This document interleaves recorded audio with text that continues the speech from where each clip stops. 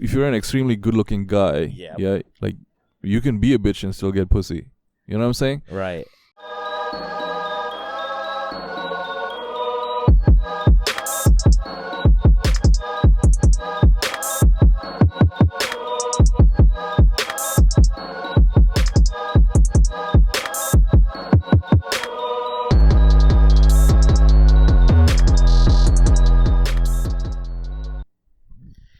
Internets, what's happening? Welcome to another episode of Sultans and Sneakers. I'm here in Dubai International Airport with the legend himself, Nabeel Azeez. Nabeel, man, first of all, thanks for coming out on a Sunday night. I'm here on an 8-hour layover. I was like, hey, we should meet up and do a recording. Nabeel is someone that I've had a pleasure of knowing the last few years through our work on Mad Mamluks. We first got acquainted, but first of all, I want to appreciate you just coming through and I'm hoping to pick your brain and get some free business advisors. What else? Anything else we can benefit the listening audience with those? So thank you, first of all, for coming on, man. Yeah, it's my pleasure. Happy to come out and meet the brothers whenever they show up. I've met Mort so far, and now you. Mort comes into I think Dubai once a year. Yeah, I think. So we're just waiting on Sim now, and then Sim and Sheikh Amr should come through for the Mad Mamluks listeners. You guys will know what's up there, but I remember, I want to take us back to August of 2016 because I still remember the message from Sim. Sim, producer of Mad Mamluks, he hits us up. He's like, hey, we're bringing this guy Nabeel Azeez on from the Becoming the Alpha Muslim blog. And, he was like, I'm like, all right, that's cool. I didn't know who you were, but I started searching you. And I found out I've heard a couple of your podcasts you were on with Miriam Siddiqui, I think, right? Does that ring a bell? And then you were on Noor Judith's podcast, Between Arabs, which was a podcast I was a big fan of. And it's like a whole previous life for Noor. That was it's almost like previous lives for a lot of us now. So I'm listening to this stuff, and I'm like, this guy is interesting. I just thought I just liked your raw delivery. And then when we got on the show, it was like, even though we were recording in Chicago, you're in Dubai, you could feel the chemistry. Right, and even after the fact, I remember I was on Coffee with Kareem once.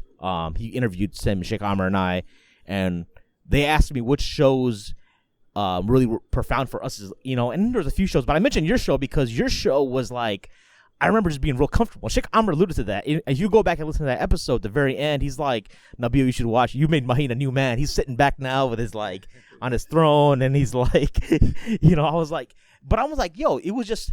When you just vibe with somebody, you just vibe with somebody. So, you've obviously Becoming the Alpha Muslim was just starting off, and you started off pretty guns blazing. The very first article was Muslims like to fuck too. One of the first articles, and maybe the second article. Yeah, and I remember I was talking to Sheikh Hamza Makbul about that, and he was like, "Well, he shouldn't use that term because that is linguistically associated with zina or adultery." It's true. Is it? I didn't know that. I never did the linguistics background on the F word, but but we would just talk on WhatsApp, and it seemed like you were someone who was going places. At the time, I think you had a day job, but you do this thing called copy, which I had no idea what the hell it was, right? And then I come to find out that you're doing copy now full time, and you're in this whole. You got this whole other sphere of people that you're kind of connected with. So I'm just like, man, this guy's going places. Obviously, I wanted to meet you for real when I was coming through Dubai on this little layover. But that's been my perception of how you've grown, and I think a lot of people can hopefully benefit from that, and hopefully we can get a little bit of that. But yeah, I just wanted to share that before we as a kind of a kickoff. Yeah, thank you, man. I appreciate that. As they say, game recognized game, as it were. Yeah. And I believe, the Prophet Muhammad sallallahu alaihi wasallam, he said, "Arwahum junudam mujannada." So souls are conscripted soldiers. Yeah. Right. You have an army, and each group of soldiers, they have their own clique. Yeah. And the souls are like that. And when they meet in life, they recognize each other. You know what I'm saying? Right. So it's sometimes you meet people, even though I was in Dubai and you guys are over there in Chicago, I guess, there was the added fact that I used to live in Chicago, so there was an additional connection there. But then you're right, there was that that chemistry, and despite all the that episode was 2016, so 3 years ago, we still maintain connection. We're still vibing. We're still in the WhatsApp groups together, and it's all love, man. Yeah, I can say that honestly, we don't do that with every guest. Sometimes we'll record a show with somebody, and we won't. Maybe I'll run into them 2-3 years ago, but for some reason we just and I almost felt like we were both trying to that was when Mad Mum was first starting off, right? And becoming the Alpha Muslim was just starting off, but so we're both trying to grow these different brands and different niches, and it's interesting that we're trying to do. I think at the end of the day, we say becoming the Alpha Muslim is is a program for men. You're trying to help Muslim men develop in a certain way. Become Mad Mamluks has a different platform, mission, platform, whatever you want to call it. We're more in the American Muslim sphere, which we can get into that what that means for us. But I just thought I've always my mentality, even with Sultan and Sneakers, with this channel is especially because you hear stories about people who are now the big time influencers and then they're connected, but you then realize that 10 years ago, 15 years ago, they were the guys that are all these influencers. They were all connected back then. They were all helping each other grow. Yeah. And I think the whole thing of it is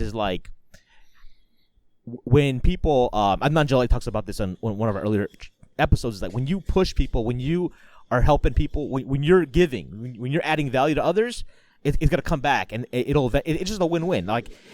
There's obviously going to be things that Nabeel would do that I would disagree with, or vice versa, or Met that we would do that you would disagree with, right? And that's fair. That doesn't mean we can't be boys, we can't be cool. I mean, what fun would it be if we agreed on everything, right? But I think that's what it is. But talk to us a little bit about in our show previously. We touched upon one of the things we connected was so we're both kind of college flunkies. we went to college. I remember we talked about how we didn't know what we were supposed to. We had freedom and kind of went buck wild, and not in totally in the way that some people would imagine, but just not having discipline and getting bad grades and things like that, right? But how did you get to once you talked about in the show about you came back to Dubai, you moved to Dubai, you got your degree, but now you're doing this copy, you got your own business and you're in this whole nother niche. Can you talk a little bit about how you kind of went about that process? How did that look for you? I mean, I think it kind of happens, but looking back a little bit. Yeah, I mean, getting into copy, most people get into copywriting by accident. And for the listeners, if the listeners don't know what copywriting is, it's the writing that you do on advertising, ostensibly, right? So the taglines that you see on billboards and things like that, that's copywriting. The people who write those words are copywriters. And there's a lot of direct mail. You guys get direct mail over there? You mean in the mail? In the mail. Advertisements in the mail, brochures, right, yeah, catalogs and things. Mm-hmm. Those are also copywriters. They're writing those packages. So it's copywriters are writers who write to sell products to people, and really most people get into it by almost accident. I got into it by accident. I was introduced to this American Indian online business entrepreneur named Ramit Sethi. Okay. And he's an avid copywriter and a skilled copywriter himself, and he does a lot of internet marketing. So he's a copywriter though. Well, he learned how to write copy. Okay. Himself. But is that because I've always Ramit is the guy I will teach you to be rich. Yes. So his background is in psychology and personal finance, but he taught himself how to write copy. Okay. So through him, I figured, I got introduced to copywriting, and I got introduced to all these different people in the digital marketing world. And after that, I started studying it, and eventually I got my first paid gig, and then it kept going from there. How long ago was it when you first heard about copywriting from Ramit? I would say maybe 2013 or so 2015. I'm not sure. So it hasn't been that long. It's not like 10, 15 years. It's like within like last 6, 7 years maybe. Very few years. Okay. I've only been doing it full time now for the last couple of years. Okay. Yeah. But you first exposed in 2013. That's not a long time ago, really. That's like 6 years. No, it's not long at all. Yeah. It's not long at all. Okay. So you started did you just, when you started, did you, obviously I don't want you giving away trade secrets. Yeah. But how did you, did Ramit have a system that you learned from?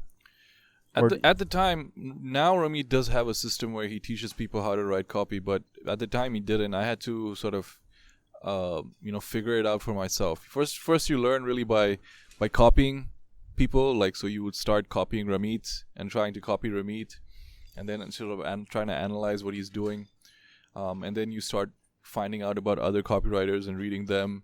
Then maybe you start reading books about copywriting. Then maybe you start buying some online courses about copywriting, and then you slowly progress from there. It's really a gradual process, but what I found is that when something interests you, like, you tend to pick it up pretty fast. It's not like, when you're in school or college and taking classes just to get a grade. Were you probably had a separate day job completely unrelated at the time? Yes, I used to work at a shipping company. My background is in like procurement and contracts. Yeah.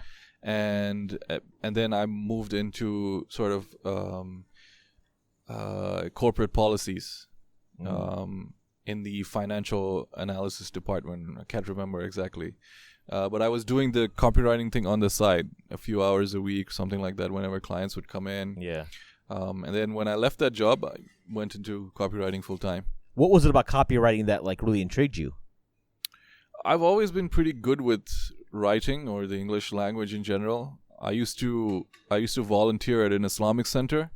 And I would be the one who was writing all the email announcements for the events, and writing the copy for the posters and the brochures and things like that. So I was doing copywriting, I just didn't know it yet. Okay. So when I figured out, this is what I've been doing, it was sort of like a natural thing. Like, so I've always been good about writing in general. All right. And we talked about offline. If you think about it, it can be very lucrative, right? It is very lucrative. Obviously, I say can be because, like, I've always heard there's like copywriting is like sales. It's like there's a million salesmen, but if you're a crap salesman, you're not gonna make no money. Yeah, that's absolutely true. So, the thing about copywriting is there's different sort of streams you can go in. You can be in-house, right? So at a company, if they have a marketing department, you can be an in-house copywriter there. Like they call it in corporate, they call it communications, yeah, or marketing communications, Marcom, right? Or you could be in-house at an agency where you're a copywriter at a marketing agency or an advertising agency, or you could be a freelance copywriter. Okay, all right. So in-house copywriters are just employees, so they get a salary and things like that. So they just make like whatever the Glassdoor says they make. Freelance copywriting is a bit different. There you're in business for yourself. And the success of those freelancers, one, obviously they have to be good at copywriting, but two, they also need to be good at getting business, and charging higher amounts for projects and closing deals and things like that. It's a completely different skill set. There's the business of copywriting, and there's the skill of copywriting, and then there's the business of copywriting. Okay. So what I usually recommend if people want to get into copywriting is I recommend that they go in-house first, so they can focus on the skill of copywriting and get good at copywriting itself. So like you work for a company, try to get in the marketing department, or communications, and every company's doing it. Exactly, and every company needs it because every company does marketing. So like, let's say you have a 9-to-5 and you want to try your hand at marketing. Maybe you like writing, and you want to try your hand at, you can move into the marketing department, and then see if you can, make something happen there. And then if you get good at it and you find that, okay, I want to try doing my own thing as a consultant, then you can go out on your own. But the difficulty is actually trying to learn copywriting as a skill and then learn the business of copywriting, which is a whole different skill, which is why you find a lot of copywriters who are, struggling to make money, charging low rates, making like living check to check, that sort of thing. Okay, so when you had your day job, is that what you did too? Did you learn copy? Did you like also try to like figure out how to get into the marketing department, or was there never a connection there? No, I don't think there was, because the marketing department at our company, I don't really know what kind of marketing they did. It was more like maybe PR and I actually don't know what kind of marketing our company did to market themselves. So I never actually tried. I was not really interested in at that time. I was not really interested in being like an in-house copywriter. I wanted to live the freelancer lifestyle. Okay. That was what made me get into it in the first place. But wouldn't it have made sense though, like to like still do your freelance, like your side hustle, but then also like when you're at work, also like hone the skill? Yes, that would also be possible and desirable. And the thing is, obviously, you don't want there to be a conflict of interest at work, and while you're doing your while you're doing your side hustle. For example, at our company, like moonlighting was not allowed according to company policy. You had to get a special permission. What's moonlighting? What's that term? Moonlighting is like when you have a side hustle. Oh, yeah. Okay. When you have a separate job on the side. Yeah, I mean, there's like, so I'm in the steel industry, right? I could see what you're talking about. Like, we have these brochures. You have like sustainability as a company value, and there's like a little short 3-sentence thing in the brochure about sustainability. That's copy, right? Yes. Okay. What about like the imagery that goes in the brochure? Is that part of copy as well, or is that separate? That's creative. So copy and creative, they sort of work together. And you'll have, like in an agency, you'll have the copy team and you'll have the art team, and they all report to the creative director. Okay. So they all sort of work together. So the words and the images, they are part of an entire creative idea and a creative campaign, and they have to work together. Okay. So now let's going back to your company, Dropkick. You were I don't know if you still brand yourself this way, but you call yourself Dubai's most expensive copywriter. Yeah. Do you still call yourself? Is that still a branding thing you use, or? I do believe I am Dubai's most expensive copywriter. If I find out I'm not, I'd raise my rates. Okay. So that was more of an experiment. Okay. I was trying to see how that would affect, whether that would attract a particular kind of clientele to me, or whether it would repel people. It was more like almost like a SEO thing, kind of a branding thing or a positioning thing. Yeah.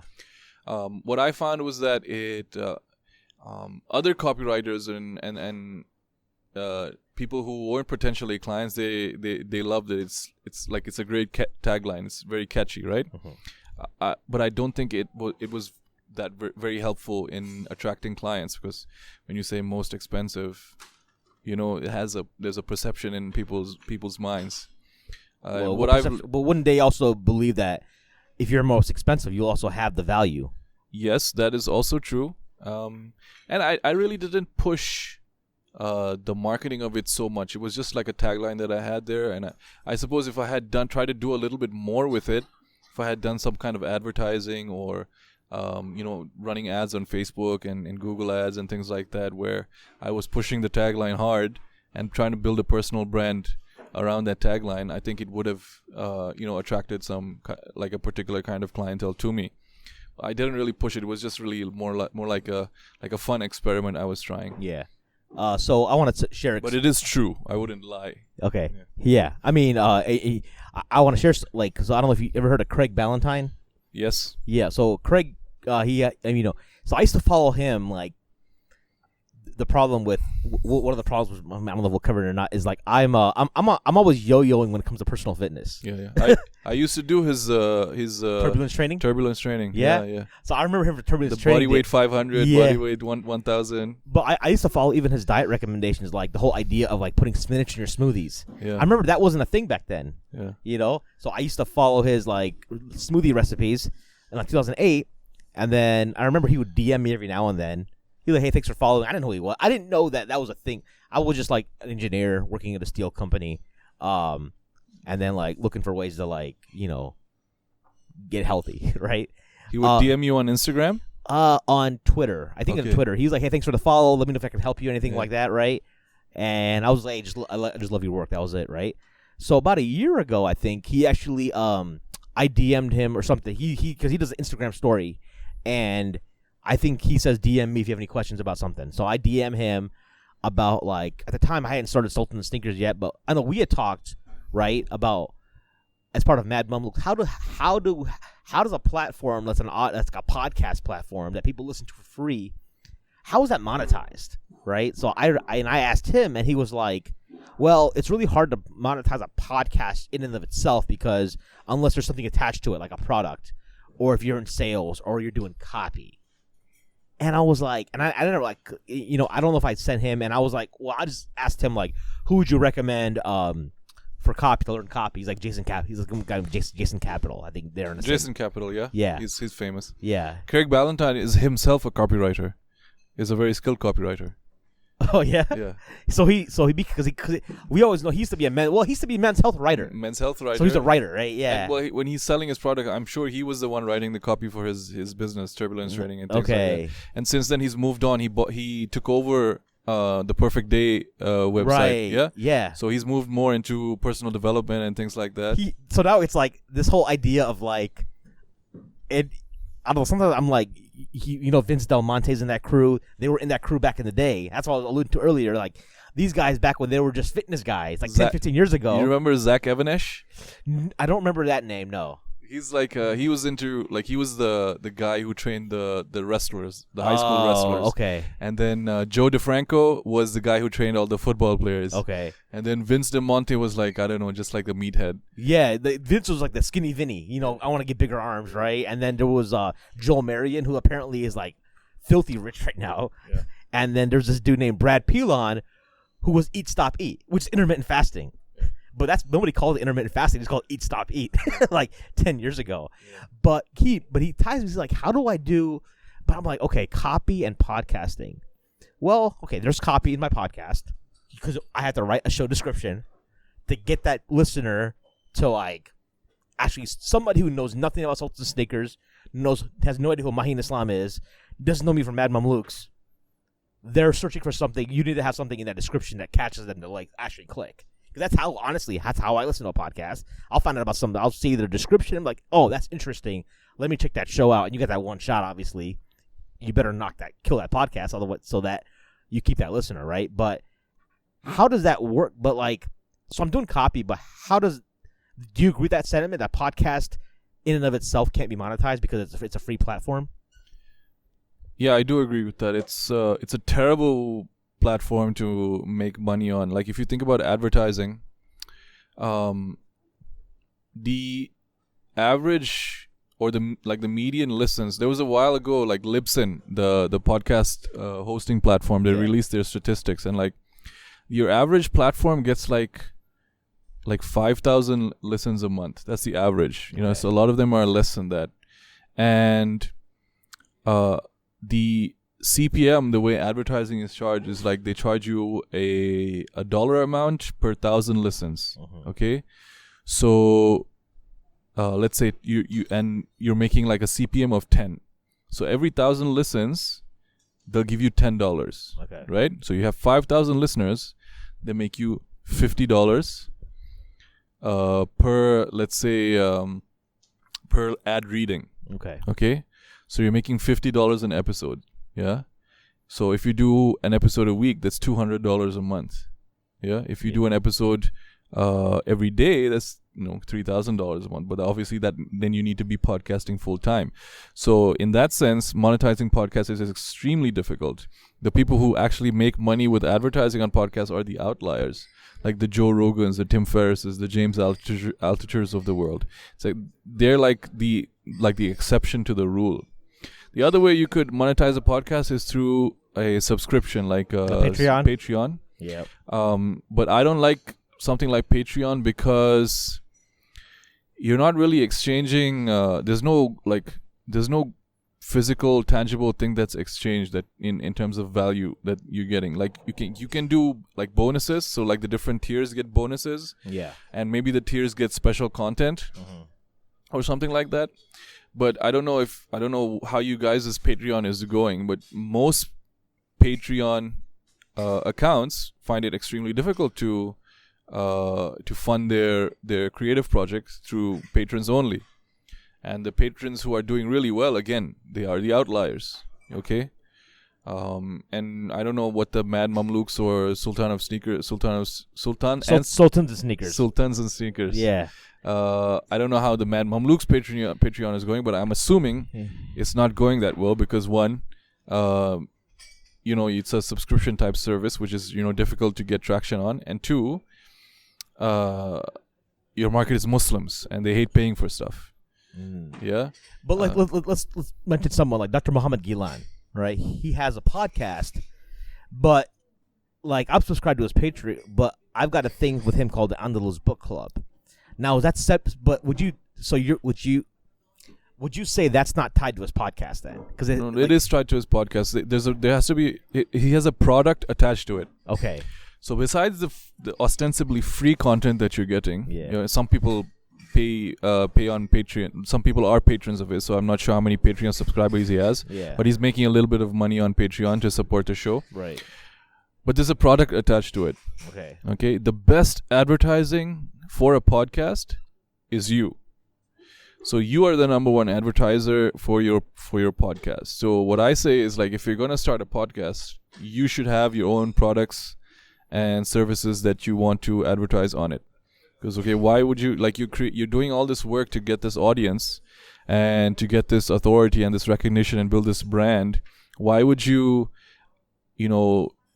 exchange that for like $50 or an ad read, as opposed to selling your own merch and making thousands of dollars a month or hundreds of dollars an episode? Yeah. Yeah. So like, for example, and I know we're not on the Mad Mamluks podcast here because you're a host. I'm just using that as an example. One of the options I gave you was, just like Tim Ferriss did, transcribe all of your best interviews, your top interviews, the top episodes, right? Like the top 10 or the top 20. Yeah. Transcribe it, put it into a book, get it published, sell the book. Yeah.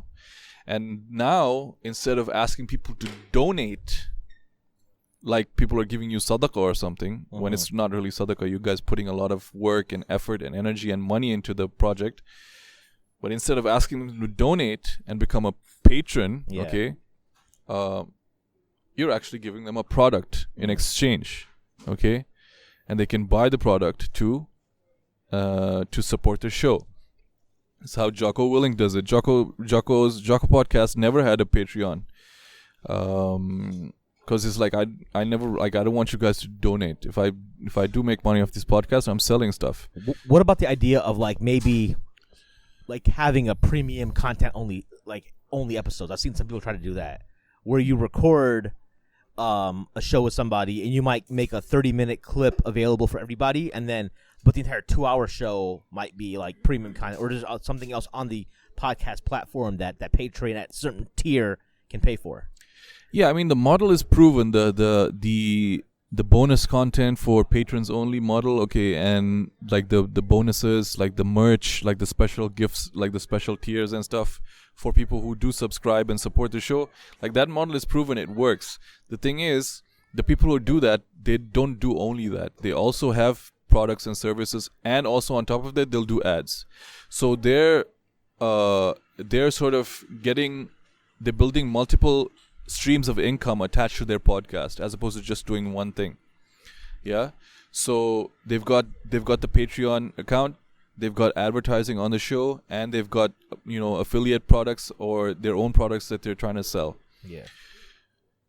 So yeah, you could definitely do that. My thing is like, okay, you're spending so much effort and energy in these two other streams, the advertising stream and the Patreon stream, that really is not going to bring that much energy anyway.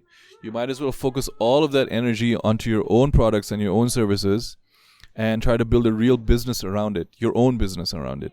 I think the challenge is that, like, so now everyone's starting their own podcast, right? You look when we did our first episode with you, 2016. Even like let's talk about Muslim podcasts. There's there wasn't that much. Now there's like every week there's someone popping something up. So I think people have this assumption that it's gonna be a way for even I think I've said on this show on this channel that like it's something I'd like to somehow do full time, but like because you think you're doing something you have a skill of interviewing people, recording audio content, editing video, all that stuff. Now maybe thinking out loud here, is it something where we thought offline is like we used to maybe for other organizations they could pay you to do their stuff. Is that a product maybe? That is a product, obviously. So that is a product or service in this case that you're attaching to your show, your creative endeavor. So as that show grows, as you get more recognition for doing this, then you can say, hey, if you guys want us to produce a podcast for you, just get at us offline, Right. So that's a product that you can sell. And it's actually a good product because you've already proven that you can produce a podcast by just showing up every single week. So it's really almost the perfect product you can sell as a podcaster. But with regard to all the new podcasters popping up, I generally like to say that, okay, the world doesn't need another basic bitch interview podcast. Right. If you actually care about building some sort of platform and building some sort of movement, if all you're doing is going after people to interview them on your show, you're going to be riding their coattails forever. And people underestimate how much work it takes to produce an interview style podcast. The recording is like the smallest part of it. There's the follow-up, there's the chasing down the guests to get them to agree. Maybe they don't agree. You got to find the guests. Mm-hmm. And obviously you're not trying to find guests that are like little small timers. You're trying to find people who have a following, who have a brand. Because what you're trying to do is you're trying to use their audience to grow your own audience.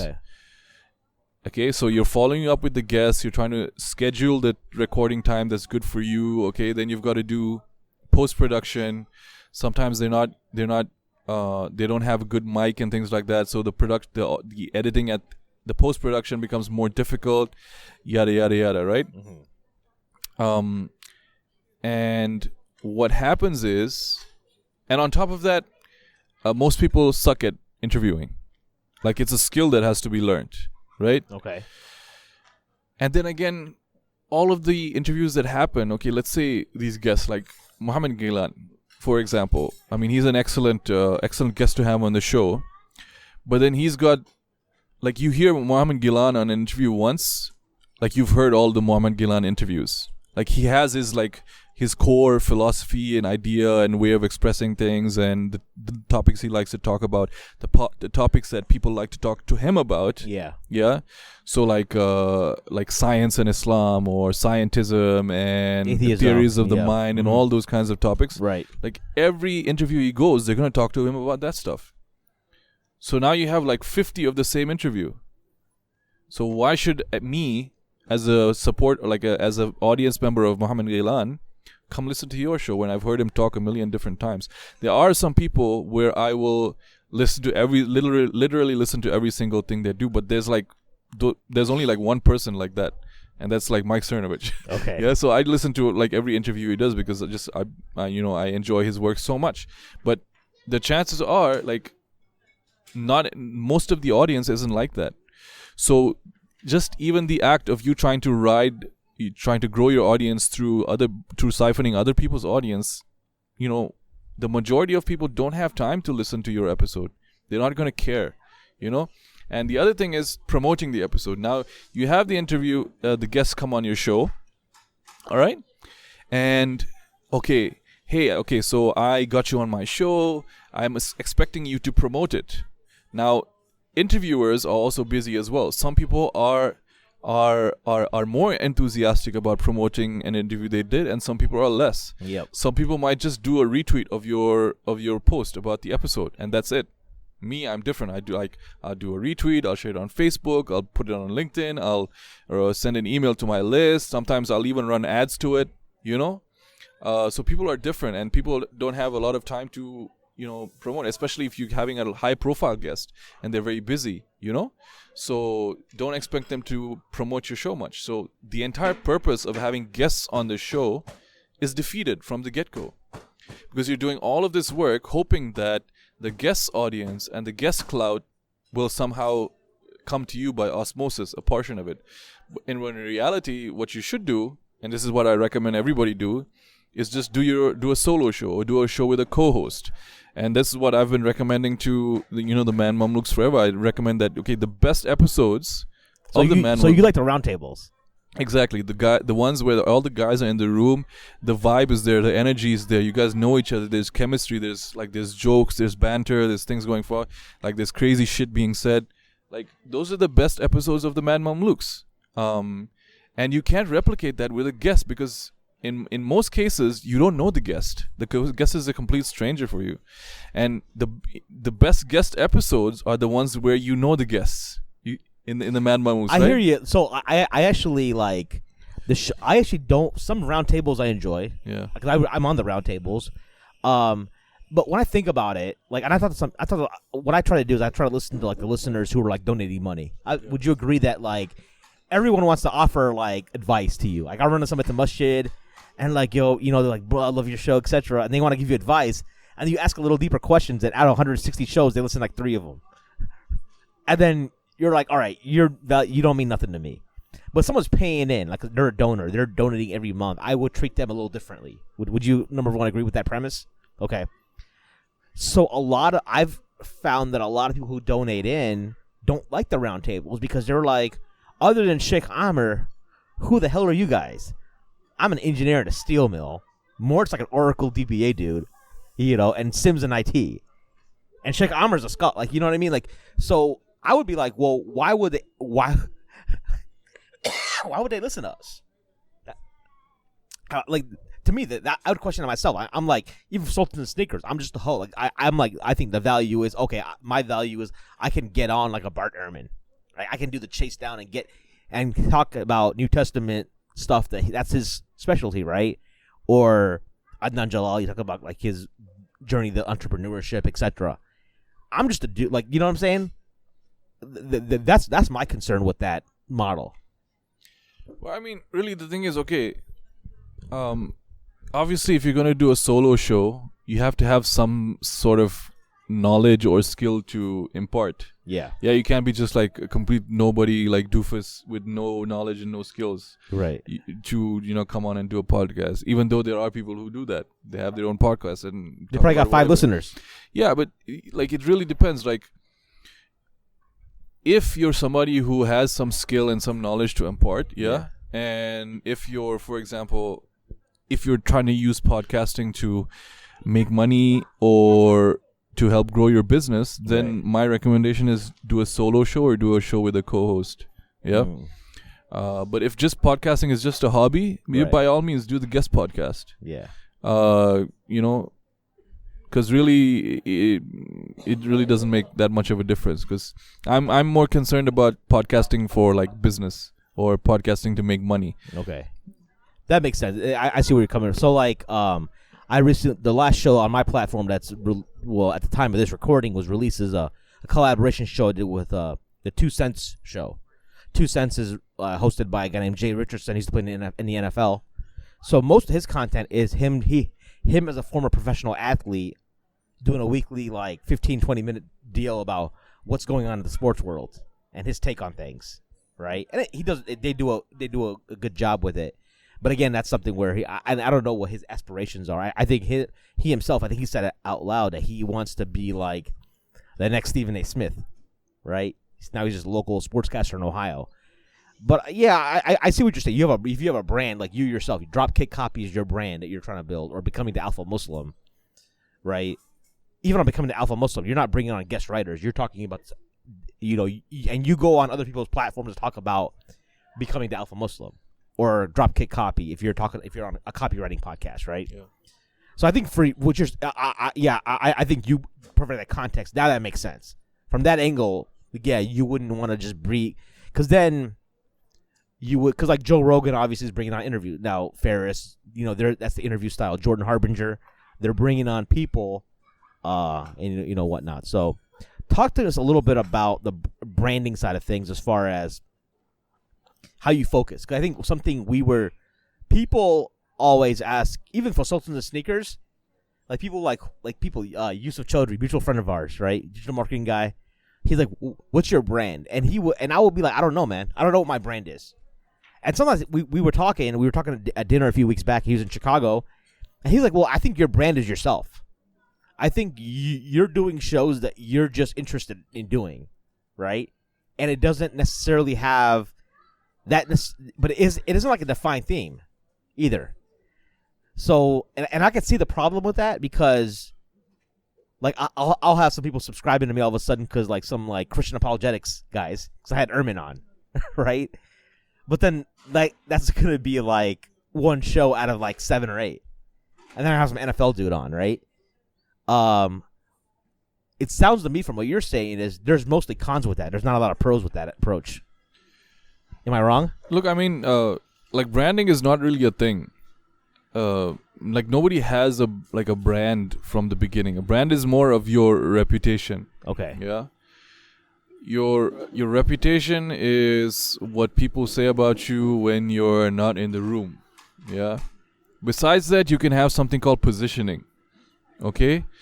So positioning depends more on the themes that you cover, the topics that you like to talk about, the core message of your brand or your business or your show or whatever your project is, and then it's sort of if the brand happens sort of organically over time. So, like, if you're interested in building a show around a specific theme, right?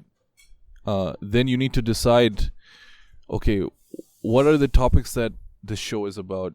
Who are the kinds of people that I'm going to have on the show, I was just on a podcast the other day called Documento, and his show is about curiosity. Like, he's curious about learning, talking to different people and learning different things. So he's got, like, a really wide range of, like, people on the show with, like, different skill sets, different knowledge bases, and different backgrounds.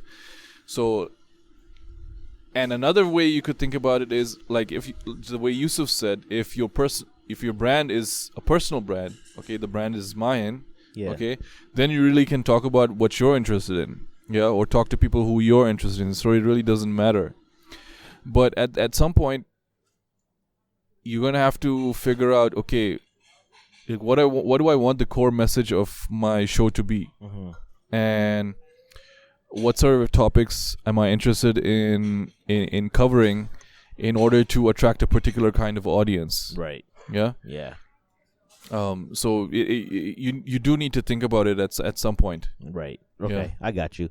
With your brand, let's take Becoming the Alpha Muslim, as I've always, like, I think one thing people they know what they're getting with that. How did you learn that was an important tenet of, like, how you, like, built yourself as a brand? Like, because Nabeel Azeez is a brand, Becoming the Alpha Muslim is a brand. But it seems like you never veered off that. You were never gonna, for example, I don't know that you'd ever do a show with, like, some random, like, ex-Muslim dude who, talks about how he left the religion because he got butthurt about what some imam said to him, right? There's always a specific, like angle of, it was, I could always see the thread was it. And maybe sometimes that means that you don't necessarily you're not having a show as often as some other platforms because it's not as general, it's very specific, like, right? One thing I remember you telling us about, on our show 2016 was that, like, you have an issue with how Muslims don't have a thick skin, right? And so people who are, like, the world is happening, stuff's happening that's may not be bad, like, good to you, but how you dealing with that? So you did the show with, like, Noor Joda about being a Muslim female in the era of Trump, right? Things like that. So you still see that angle, but where'd you learn that? Like, did you ever have is that your tendency that I have to be, like, specific in this, or did you, like, is that something you learned by trial and error? No, that's something that you have to either you learn it by trial and error after making a mistake, or in my case, I had already learned it because I had already been studying marketing for a while. So the first question you want to ask is like, who is this show for? Yeah. Who is this website for, or who is this blog for? So when I was creating Becoming the Alpha Muslim, who is the website for? Who is the blog for? I wanted to create content for Muslim men. A website that was dedicated to Muslim men. Okay, so alright. So now I know who my audience is. And from there the name comes. Yeah. Alright? And even the name is not random. The name was inspired. I think I came up with the name like in 2015 or something like that, where I think it was just after like Donald Trump had announced that he was becoming the running for president. Yep. And he had "Make America Great Again." Yeah. "Make America Great Again" is like an aspirational slogan, and it has a number of different elements to it. Particularly, an action. Okay, make. Yeah. Yep. So there's movement involved. There's action involved. Okay. There's a aspirational sort of end state. Okay, a better future. And there's one more thing in there. So I modeled Becoming the Alpha Muslim around those same principles of creating a tagline. So becoming, okay, is the motion. Okay, there's a action being taken. Okay, and Alpha Muslim is the end state. Ostensibly, right. Yeah. Alpha Muslim is a sort of like a metaphor. Yeah, metaphor for the Prophet Muhammad. So Becoming the Alpha Muslim is every Muslim man's journey. Yeah. Okay, that he's taking to become as much like the Prophet Muhammad sallallahu alaihi wasallam as he can. And we know, obviously, that's not possible. Can you explain a little bit, to clarify? By alpha, like some people will take it that wrong ways. Oh, they, because you know how the people in this day and age, the Prophet Muhammad sallallahu alaihi wasallam is appropriated in every way possible. Like, oh, he was a feminist. By that, you don't mean like, oh, he was a red-pilled. Like, alpha, that kind of. You're not necessarily saying that, are you? Well, I mean, I'm using the specific word alpha to attract a certain kind of audience. Okay. Yeah. So if you're immediately repulsed by that word, then you're probably not my audience. Okay. But the actual meaning is literal as opposed to ideological. Okay. So alpha means first or prime. Gotcha. Yeah? Or like the best or the most important. Yeah. Yeah. So that's how I'm using the word in that context. Okay. But that word is chosen specifically for a positioning purpose or a branding purpose. Yeah. To attract a certain kind of audience and repel a certain kind of audience, because it's not enough to just know who your website is for or your project is for. You also have to know who it's not for. Yeah. And you need to do as much as possible to repel them in your messaging. Mm-hmm. Okay, so talk about Muslim men. I would venture the guess that, like, based upon my anecdotes, I mean, this is not data. I don't know. You probably have data behind this. I would say you're trying to reach out to Muslim men who identify as Muslim, semi-practicing, right? They care enough. But then out of that, I would say 95% are probably like, what you want to call blue-pilled or beta, and they wouldn't be your audience. So you have I almost see like I don't want people to take this as a diss on. I'm just defining things here as defining like markets. So it's like you're starting from a very tiny market to from the get go, right? Would you think? I would disagree with that, because when I had the idea for the website, I had noticed a trend happening in the Muslim community, or specifically the English-speaking Muslim community, just both online or in person, where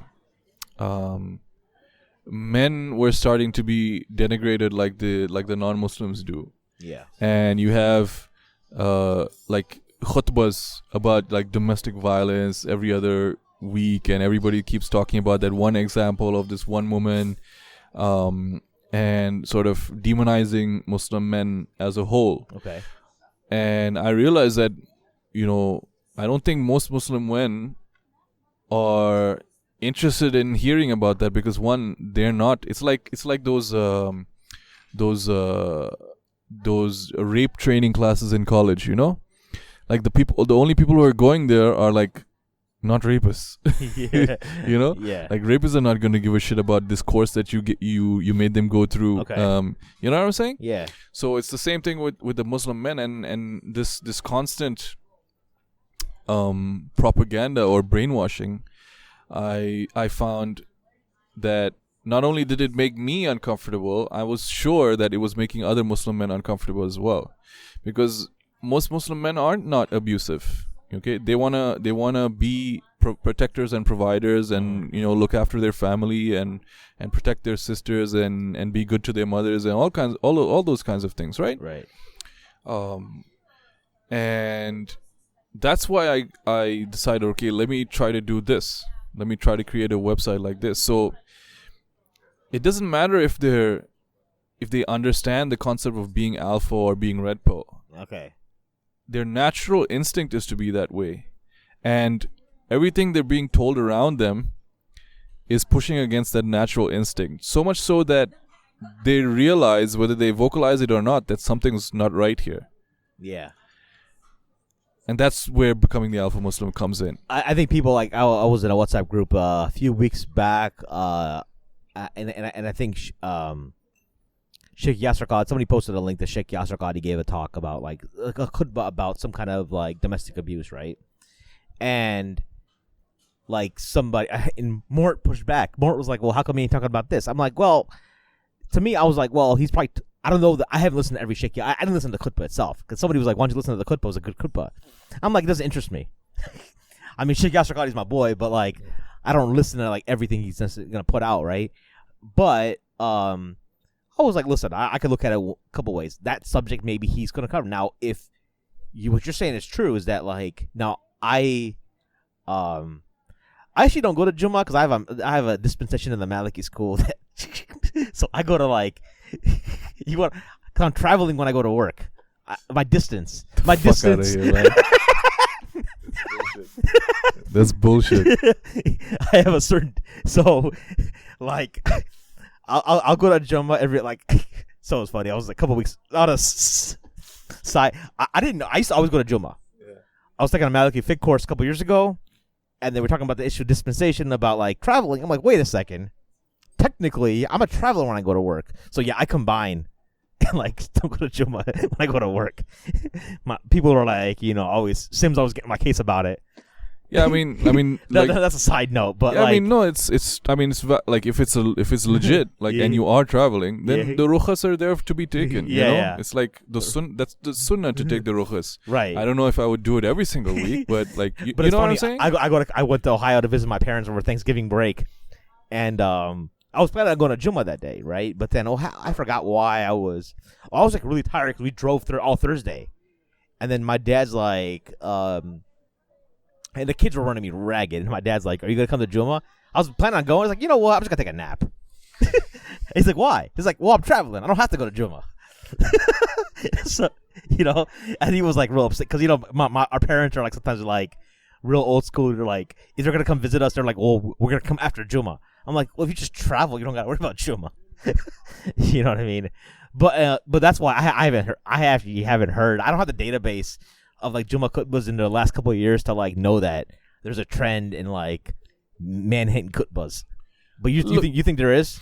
Look, I mean, okay. First of all, when they give the khutbah, it's like there's some sort of epidemic that's happening, right? Yeah. But in reality, it's the availability bias that's at play.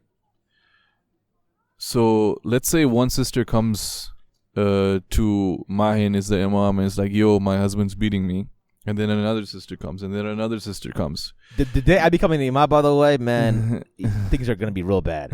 Let me tell you, things have gone to hell in a hay basket. Yeah.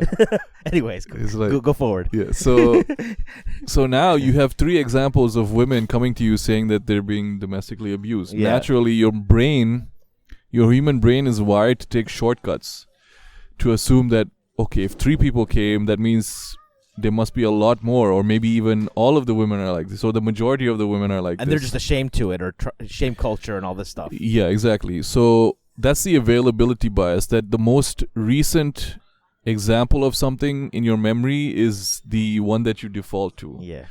So when they give this khutbah, it's going to be like, all the sisters are getting their asses beat, but it's not the case, right? Yeah.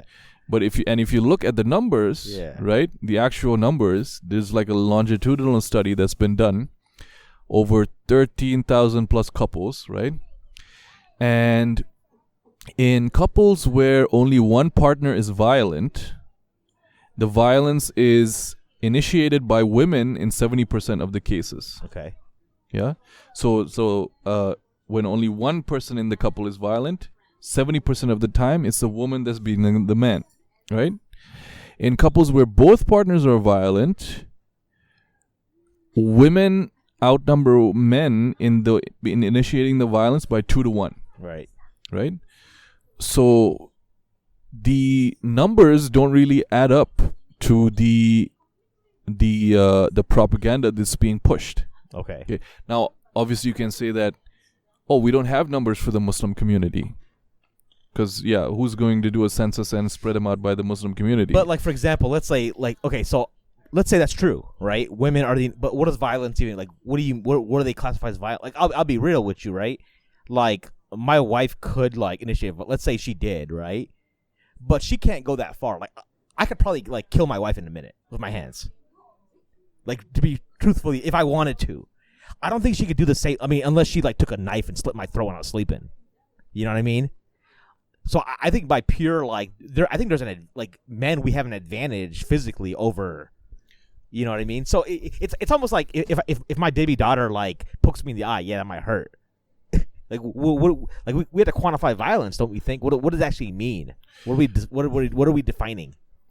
Look, I mean, okay, violence is violence. If there's some sort of physical attack that's happening, right? Yeah, that's violence, right? Okay. Now, the scale of the violence, obviously, you're absolutely right that the amount of damage that a woman can inflict on a man is much different than how much a man can inflict on a woman, right? So, obviously, if there's a couple that's mutually violent and they're both violent against each other, usually what's going to happen is the woman is going to have more physical damage on her. Sure. And it's like, that's obvious. But that doesn't negate the fact that the women are also violent too, or in this case, women are violent in the majority of the cases. Okay. Yeah. So I really don't take that criticism. I do take the criticism that we don't have the numbers on the Muslim community. Yeah. Because the Muslim community is very different in the terms of the gender dynamic, right? So that's the only thing that people could really point to. But I say, okay, go find the numbers, because until they find the numbers, this is the numbers that I'm going by. Okay. That 70% of the time is the woman hitting the man. Right. Okay? And just naturally, men are designed not to, or they're raised with the idea that you're not supposed to hit a woman. Yeah. So a woman who's going to be violent against a husband is going to act based on that impunity, because she knows that he's not going to try to do something against her. A lot of the times, the reason why you find women acting out, Muslim or non-Muslim, regardless, is against men, is they don't realize the physical situation that they're in. Okay. They've never had to endure a much larger, much stronger person, attacking them or defending themselves against an attack. Yeah. So they think they're stronger than they are, or they think they're tougher than they are. And you see it on YouTube, like when a woman is harassing a man and he snaps and defends himself. Yeah. Like it's like one hit and they're like completely knocked out, Right. I see what you're saying. One of the responses I've seen as well from, again, the guys who have a problem with that critique of those khutbahs is like, well, why can't we just acknowledge for what it is? But I think you kind of answered it. It's like, okay, fine, acknowledge it, but then like paint the big picture too, right? Don't just like make it seem like there's just only this angle, which just perpetuates this idea. So you brought in some data points. I'm sorry to interrupt you. Like, you're absolutely right about bringing it up and bring up the issue of domestic violence, but then also paint the bigger picture. Like, how many khutbahs are there about wives obeying their husbands. Right. Or in Eid Salah, the second Eid khutbah is meant to address the women. Because that's the one time when all the women are out in front of the Imam. Okay. The second Eid, you mean Eid al-Adha? The second khutbah. There's the first khutbah, right. Then the Imam sits down and he gets up, and the second part of the khutbah, right? Yep. How many khutbahs do you remember in the past, however many Eid Salahs you've been to, where the Imam addresses the women? I can't remember. But it doesn't pop out to me. They don't. Yeah, They never do. Okay. That's the one time where all of the women are gathered and they can advise the women, and they don't. When the sunnah is that the second khutbah, the second half of the khutbah, is to address the women. You see what I'm saying? So it's completely one-sided. Yeah, the only time I really recall women being addressed in those sermons is when you hear when they're all chatting up in the ladies section and not listening to the talk. Then the Imam will say like, "All right, well, can you guys sisters like stop chatting and listen," kind of thing. That's the only time you really hear about it. Yeah, but that's why I say the women should be they shouldn't be in the separate masala or the separate section or in the women's section. Okay. They should all be in the same section because that's the only way they'll behave. I got you. You know what I'm saying? You recommended to us a documentary called the Red Pill. Carrie, who's the director of that? You know what I'm talking about? The Red Pill movie. Yes. That documentary who's directed by Carrie? What's her name? Was it Cassie or Carrie? Someone. Cassie J. Right. Okay. So I watched most of that. I couldn't get. I personally found that most of the guys in that movie looked like scrubs. So you know what I'm saying? Like it's like they were losers and they just wanted to blame chicks for other shortcomings. Well, I mean, their criticisms are valid in the sense that men's rights activists are talking about stuff like child custody laws. Right. Right. That's true. You and I both know guys who are getting screwed in that. Yeah. Divorce. Okay. Right. So divorce laws, domestic violence laws, like we just talked about. Right. They're trying to talk about things like male suicide. Yeah. Male occupational hazard. Right. Male rape. Yeah. All of those issues. You mean women raping men? No. Well, because of men being in prison more, like men are the most raped gender. Yeah. What? They are the most raped gender. I must have missed that little discussion. Well, when they said that, I must have been like chicks raping dudes, and I was like, no. That sounds kind of cool, actually. Well, actually, probably not. Like, there's some behemoths out there that I wouldn't want to be raped by. But yeah. It's not gonna be like the swimsuit model. It's not gonna be like no, it's not. Yeah. So they are raising a lot of issues, but these people are not. These males who are in these men's rights, men's MRA groups they're not aspirational male figures. Okay. You see what I'm saying? So, the medium sometimes tends to be the message. So if you see these guys, because men operate in hierarchies of dominance, right? Right. So if I see a scrub, I'm not gonna give him any respect or authority. Okay. Yeah. You know what I'm saying? But the issues that these people are advocating for are real, and obviously you're in a situation now where you're experiencing it firsthand, or our friends are experiencing it firsthand. Yeah. So, and that movie is really not so much about the Red Pill, the movie that Cassie J created. Yeah. It's more about the men's rights activism. Okay. The Red Pill is something else entirely, and the Red Pill is more of a set of ideas, a set of like a loosely connected group of people who are interested in sexual dynamics. Yeah, the whole thing like this thing called hypergamy. Those guys are the ones who use that kind of terminology, right? Yeah, it's all about trying to understand how women behave, so that men can have better or more sex with women. Yeah. Okay. That's the original intent of the Red Pill. And there isn't like any religious restriction, so it's not like as Muslims we wouldn't necessarily fully endorse it because we have to do it within the constructs of like the nikah contract or the marriage, right? Yeah. So what the Red Pill is it's really amoral. Okay. There's no like ideology or morality behind it. Yeah. It's only about observing what works in an interaction between a man and a woman. Okay.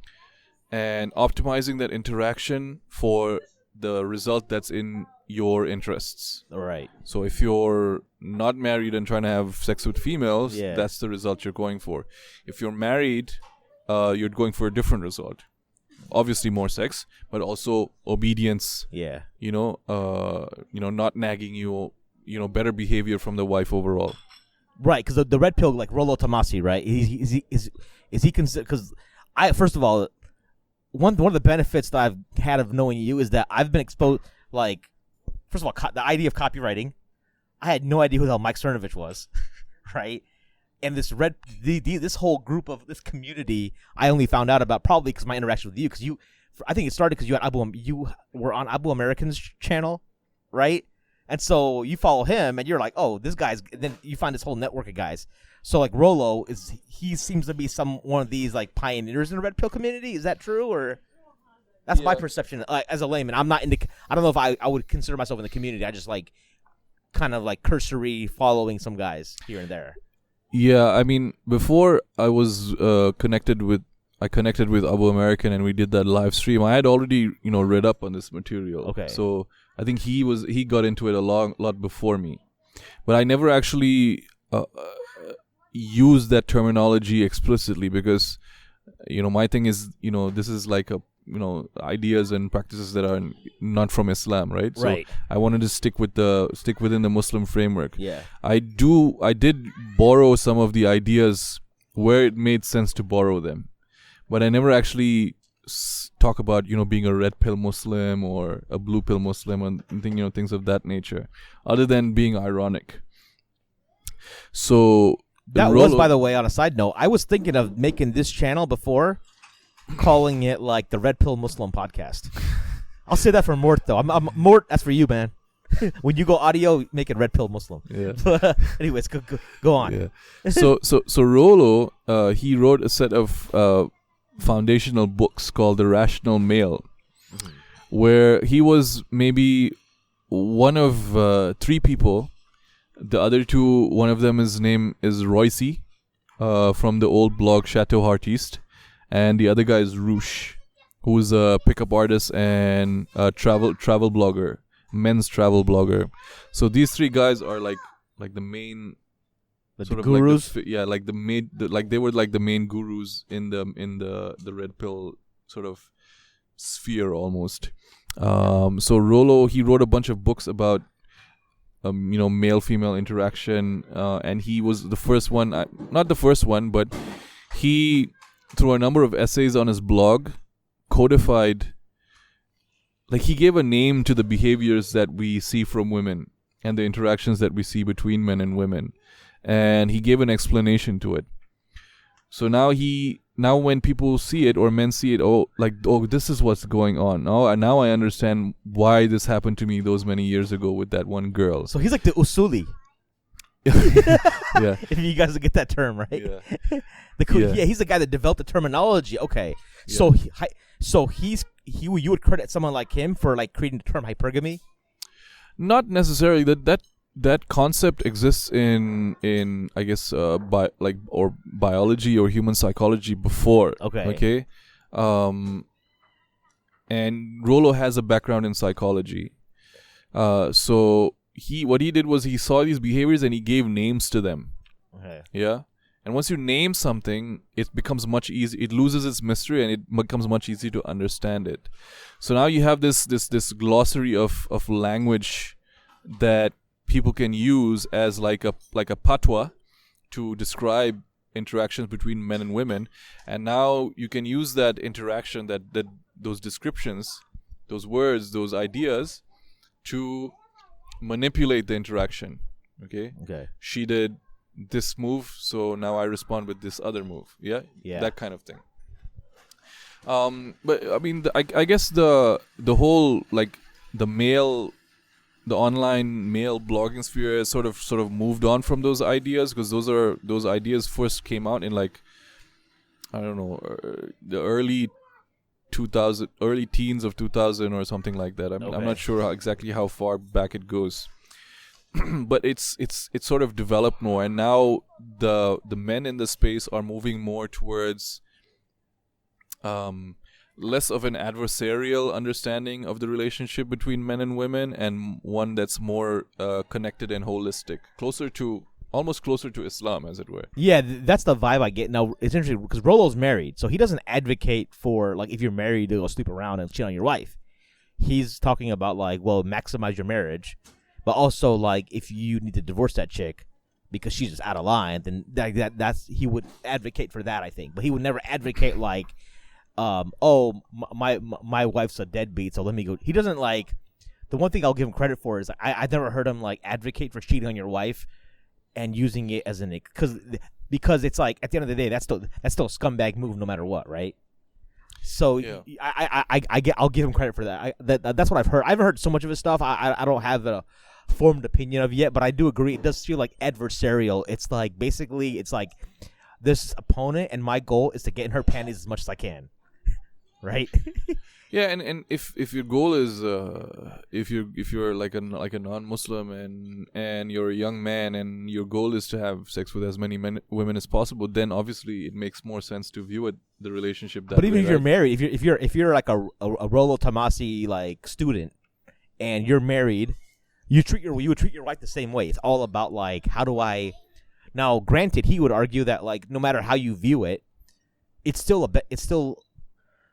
comes off as your wife enjoys benefits out of that, right? Because if she's willfully dropping her panties like all the time, then she's happy, or like it's not like she's doing it out of some chore, right? You know what I mean? Because he talks about like not only the amount of sex, but like the quality. Like she's got to be into it, right? And he's like, if she's laying there like a corpse, she's not into it. She's not into you, and she's not in. Now, if she's into you, that means you're doing something right. That she's getting benefit out of the situation too. But I think some people would be like, well, it becomes very transactional, very much like business-like. Let's say that's really the opposite of what he's teaching almost, because he always talks against this idea of like transactional sex, like, oh, if you do the chores, then like I'll give you some, Yeah. And that's how, unfortunately, a lot of men view sex with their wife. It's like, okay, I need to be on my good behavior so I can have some sex with her later. Not that kind of good behavior. I'm talking about like, yeah, I see what you're saying. What I meant to see was like, you yourself have to be that kind. You treat her in a way that gets her to like, because it's going to be transactional, because that what you just said, oh, if I do chores, if I like, that's I was telling Sheikh Yasser Qadi, he has that like a garment course, right? He's telling me about it. I'm like, yo, that class, like, why would I take advice from you, dude? Like, you teach Aqidah, not like this kind of stuff, right? We're having steak. He's like, you know what? Because like, I told him, like, listen, I hear that the only thing you tell the guys is if you vacuum more, vacuum the house, you'll get this stuff. And I would say that my argument, and I think we're saying the same thing. It's a terrible idea, by the way. Yeah, vacuum the house. Because a transactional sex will get you the sex where she's just gonna lay there like a corpse. Yeah. And like, oh, I'm just doing my duty. Yeah. Right. What I meant to say was like, he's teaching you to like whatever it is. Yeah, he's teaching you to be a more attractive lover. Right. Exactly. Right. So that what I meant in that sense is the woman is willfully doing it and she's into it because she's getting that benefit out of it. Right. Yeah. And yeah, exactly. And when you switch your behavior to a way that actually activates those centers of attraction and desire in the woman, of course she's gonna enjoy it, and it's not like you're forcing her into it. Yeah, she's being attracted to you and desiring you willingly. Right. And I think going back to the Muslim, like when I talk to a lot of Muslim guys, right, they complain about this a lot, and it's funny because one of the things that you can't get into too much detail because it's always like it's something that's not permissible, right, to like disclose the secrets of the bedroom. But you'll have some guys have reached the point of frustration where you'll hear about stuff and the guys themselves are just like, listen, if she wants to lay there, that's fine. As long as I get mine, I'm good, as Bernie Mac said. Right? But at the end of the day, you think about it, and I'm sure those guys are probably like, well, it's still, yeah, okay, my biological need is met, but I'm like, it's still like, it's not what there's no connection. Yeah, exactly. It's not as it's the you could be better, right? And then those same guys, sometimes you see them looking elsewhere, and like, oh man, like they will start justifying, because what happens is that you get into this framework where these guys, for all intents and purposes, were good Muslim guys growing up, stayed virgins till they're married, and they end up in these like marriages that like terrible sex lives, basically, right? And then they're like, well, I held out, and now, well, you know what? I'm going to go cheat on my wife. Because this thing you were aiming for, you saved up for 25, 30 years, sucks. And then you're trying to, like, fix it by, like, doing something else that's, like, just much worse. Rather than trying to, like, figure out how the hell am I going to, like, where there's just ways to, like, okay, I think you did a show with, like, Pat Stedman on this, right? So where's, I guess, talk a little bit about that. I mean, it's pretty obvious, like, something went wrong in that scenario, but that I think I've seen that, like, you hear people vent about that a lot, where that they get in these situations where, you know, their wife isn't putting out the way they want, and then, like, Kathy at the office is, like, you know, trying to get hot and heavy.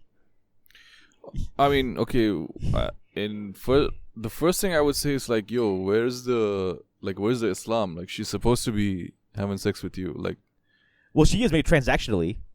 Okay, so are they getting as much transactional sex as they want based on the Islamic ruling, or are they getting no sex? In some cases, no. I would say they are getting some, but it's like I don't know that anybody's getting blackballed. Now everyone's standard is different, right? Now you talk to some ulama. I was talking to one chick. He's like, if you're only getting once a month, that's nothing, right?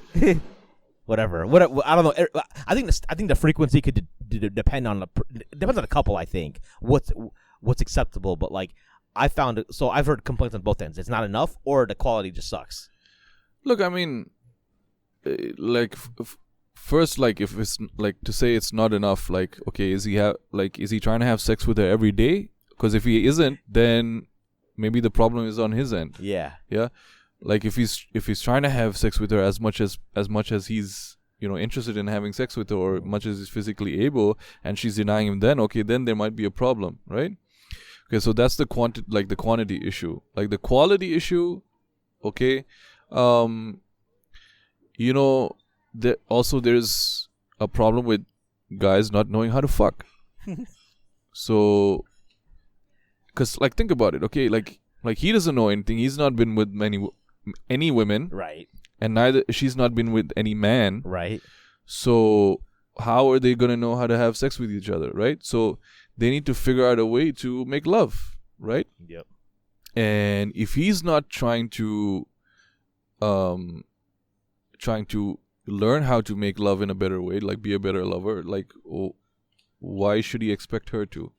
Like, does he expect her to behave like a porn star, or like what? Like, you know what I'm saying? So there's at the end of the day, he's the leader, right, of that relationship. You can't expect to be treated like an alpha when you're a bitch. Right. Yeah, you know what I'm saying? Yeah. So you want all these benefits that come to alphas, but you're not an alpha.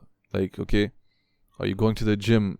Is your diet on point? You know, if your gym and your diet aren't on point, your libido is gonna get jacked up. Yep. Yeah, if you're not getting enough sleep, if you're stressed out. Yep. You know, if you're fat, if you're obese. Yeah. You know, so your sex drive is gonna be messed up. You know what I'm saying? And your ability to last long enough in bed is also gonna get messed up. All of these things, right? So if you're not in a situation to maximize the asset that's available to you, right, then I don't think they're in a position to be complaining, right? Okay, so then that's one thing. All right, and then the second thing is, obviously, he needs to be able to lead his woman to express to her what it is that he wants. Okay, And obviously she needs to make an effort on her part to try to find a way to satisfy him, and he needs to do the same to her, right? Yep. It's a fucking marriage, man. Yeah. You know what I'm saying? That's number 2. And then number 3 is this is an interesting concept that Rollo teaches, that men are raised in the subject of like gender interaction, where they put the woman as the mental point of origin, or he phrases it in a way, they call it putting pussy on a pedestal. You know what I'm saying? Okay. He teaches the opposite of that, where he teaches men to put themselves as the mental point of origin. You know, what's in my interests? What do I want? Yeah. What is best for me? Okay. Am I getting what I want out of life? Am I happy? Am I fulfilled? Am I satisfied? Obviously, Muslims, we don't care about that, because Allah is our mental point of origin, first and foremost. Sure. And then after that, okay, we can talk about other stuff. You know what I'm saying? So it's that frame of mind. So if a man, okay, he's fulfilling his responsibilities to his wife, right? And he's not getting what he wants out of the marriage, why is he still married? Right. You know, that divorce thing is there for a reason. Yeah. Okay, and I can understand if kids are in the picture, then it becomes more difficult. Yeah. But I know you've told me stories about, you know, friends of yours that they're married but they don't have kids. Yeah. So what the hell is stopping him? Right. You know what I'm saying? So that option is there as well. That's number 3. Like just talaq her once, okay? And then, you know, if she doesn't learn how to act right, okay? Part of the you pointed to an interesting point as far as like where you have 2 virgins who don't know what the hell they're doing to start, right? And let's be honest, like a lot of I got in trouble on a Mad Mom Luke show because I asked Megan, like we did a show with Megan Wyatt. You were out of pocket there, man. You remember that one? Yeah. you thought so? 2 chicks in the room with you, man. 3 actually. 3. You see what I'm saying? But like, like, but I mean, like, don't you think it's a legitimate concern though? Like, look, aside from the fact, like, okay, so bro, if she doesn't know how to suck dick before the marriage, she can learn how to suck dick after. It's not a big deal. You know what I'm saying? Right, but the idea of being like, I see what her point was. She was like, a girl she has no experience, so how would she know? Right? Exactly, she wouldn't know. Right, and the flip side, there's truth in what she said as well. Guys are only asking it, thinking about that because, I think I said it on that show, like most kids have seen porn. Most guys have been exposed to porn. Most women have also seen porn. Oh yeah, you think so? Okay. Are you counting just general like, okay, Game of Thrones is porn, or like straight up like porn? Porn. Yeah. And how do you have data to back? Like how do you know that? Just by anecdotes, or like is this something like? It's just anecdote. Anecdote, like because you know, I'll let the listeners imagine how he got that information. But I mean, come on, you know, guys and girls go through puberty, right? Guys and girls go through puberty, and they are in a heightened sexual state during that phase of puberty. Yeah. And the culture that you live in, if you're living in the West where porn is immediately accessible, yeah. Over here, almost all the porn sites are blocked, you know. But over there, you know, it's freely accessible. So why would you think that only boys are watching porn and not girls? I would think that maybe now more so, but like, if my wife's watching this, man, yeah, I'm gonna send her a text right after, be like, hey, have you seen porn before? Astaghfirullah. No, you don't want to ask her about that. No, I don't want to like send her a text message from Dubai. Like, by the way, like a random ass text. You see all these things like, okay, it's like normal propriety kind of things. Like you don't ask Muslims about their sins. You know what I'm saying? I got you. Yeah. The same thing with like asking a girl if she's into blowjobs before you're getting married to her, right? Right. You know what I'm saying? So it's like I hear what you're saying. The one thing I want to, so you've got this whole theory of the Rollo, that kind of like Abu American. I guess he was on Rollo's show. I've gotten through part of that. But that's a certain way of thinking, right? But then you got, I want to mention this guy because Rollo like kind of went at him on one of his Instagram, like you familiar with Lewis House? Yes, Lewis has a School of Greatness podcast. Pretty good show. Like he's done well for himself. out of nowhere, though, I see Rolo commenting because Lewis Howes put something up about, like, he's always talking about his girlfriend. You know, it's like very lovey-dovey, you know, and Rolo points to a point where Lewis Howes' girlfriend, like, on her Instagram, she's just floating her ass, like, the whole time, like, pretty much. I think she might be a model, too, so maybe that's her profession. But he's, like, very rarely is, like, Lewis is always edifying her, but on the flip side, he doesn't see the same approach from her side. You know what I'm saying? That's the mental point of origin thing, where he's putting her on a pedestal where she doesn't, and she doesn't reciprocate that. Yeah. Now, I know he wrote a book, which I haven't read, called The 4 Masks of Masculinity or something, but I did hear him but I wanted to ask you about this because I heard him on the Vince Damonte podcast a couple days ago, where that angle is about masculine, like, you know, where Lewis is coming to an angle like, well, guys we need to be more vulnerable. You know what I'm saying? And that's the problem we have. Not necessarily like he's looking at it. He's diagnosing things differently. Now he's got trauma. He's very open about being sexually abused when he's like a 5-year-old by a relative, etc. But I find that Lewis's the mindset he has is generally more common. Most guys would operate, well, it's the nice guy, we want to be vulnerable, we want to be sensitive, etc. What are the pros and cons of that approach? Would you think? You don't get any pussy. Lewis Howes is an extremely attractive man, and he's in great shape. He played professional football. He has all the indicators of being a natural sort of alpha, where he can make mistakes in this kinds of things and get away with it almost, you know? Yeah. So if you're an extremely good looking guy, like, you can be a bitch and still get pussy. You know what I'm saying? Right. Average guys don't get that same reaction from women. Yeah. And you have to look at it from his perspective, right? He's grown up in a certain way, like he's from a certain background. You mentioned that he's been abused as a child, right? Right. So in his situation, okay, maybe it makes sense for him to deal with that, to help him deal with that trauma that he realized that him not being vulnerable and holding it all in was you know, making his life difficult. Right. But if you take like a healthy male, like, who, you know, doesn't have that sort of trauma in his childhood, it's more natural, and this is just a general way men are, that they're stoic about things. Okay. They're not really into talking about their problems. They'd rather just, you know, deal with it privately or deal with it with their close circle of friends and then just get on with life. I remember I wrote an article on becoming the alpha Muslim called Devil in a Headscarf, where I went out and I was asking, yo, guys, do you know any people any men who have been abused by their wives, or they've been, you know, divorce raped, or they've been physically abused, or whatever. And there were so many guys who I sort of had contact with, either directly or indirectly, that had a story like this. When I asked them to come on and share it, almost all of them were like, you know, nah, dude, I just want to get on with my life. I just want to move on. Okay?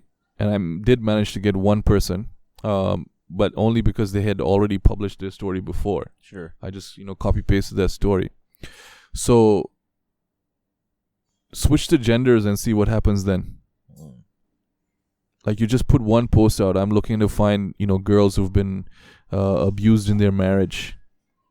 Like, your inbox will be flooded. Right. And like, you'll need to like make a Ertugrul like series about it. like 2-hour episodes or some shit. You know what I'm saying? Yeah. So it's a completely different way of thinking about how to deal with struggle. So men are naturally stoic.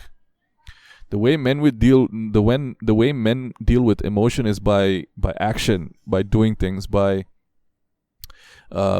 fraternity with, you know, their bros. Yeah. You know what I'm saying? Men being vulnerable is men showing emotion. Is like, have you ever seen you know, a New Zealand haka? Yeah. Or an Australian, or like a Hawaiian haka? Yeah, the New Zealand one. I was watching. I saw it on the flight over. Watching the movie Invictus. Yeah. So they do it in funerals. Yeah. They do it at weddings. Yep. There's one where they show like like grammar school kids doing it for their principal who was retiring. And when you see a haka, like that's men showing emotion, and it's violent. Yeah. Like women are not ready for that shit. You know, men expressing emotion is like it's raw, it's aggressive, it's angry, it's violent. Like they don't express emotion the way women express emotion. Mm-hmm. What women want to do is make men express emotion the way women express emotion. Behave more like women, and that's men are not women. They're not going to behave that way. They deal with their problems in a certain way. Yeah. Like a man trying to solve a problem or trying to go talk to somebody. Or get like therapy or get coaching about a problem to solve a problem. The way they solve a problem is by setting a plan, coming up with a plan to solve the problem and executing on that plan, and then accountability to make sure that they executed that plan.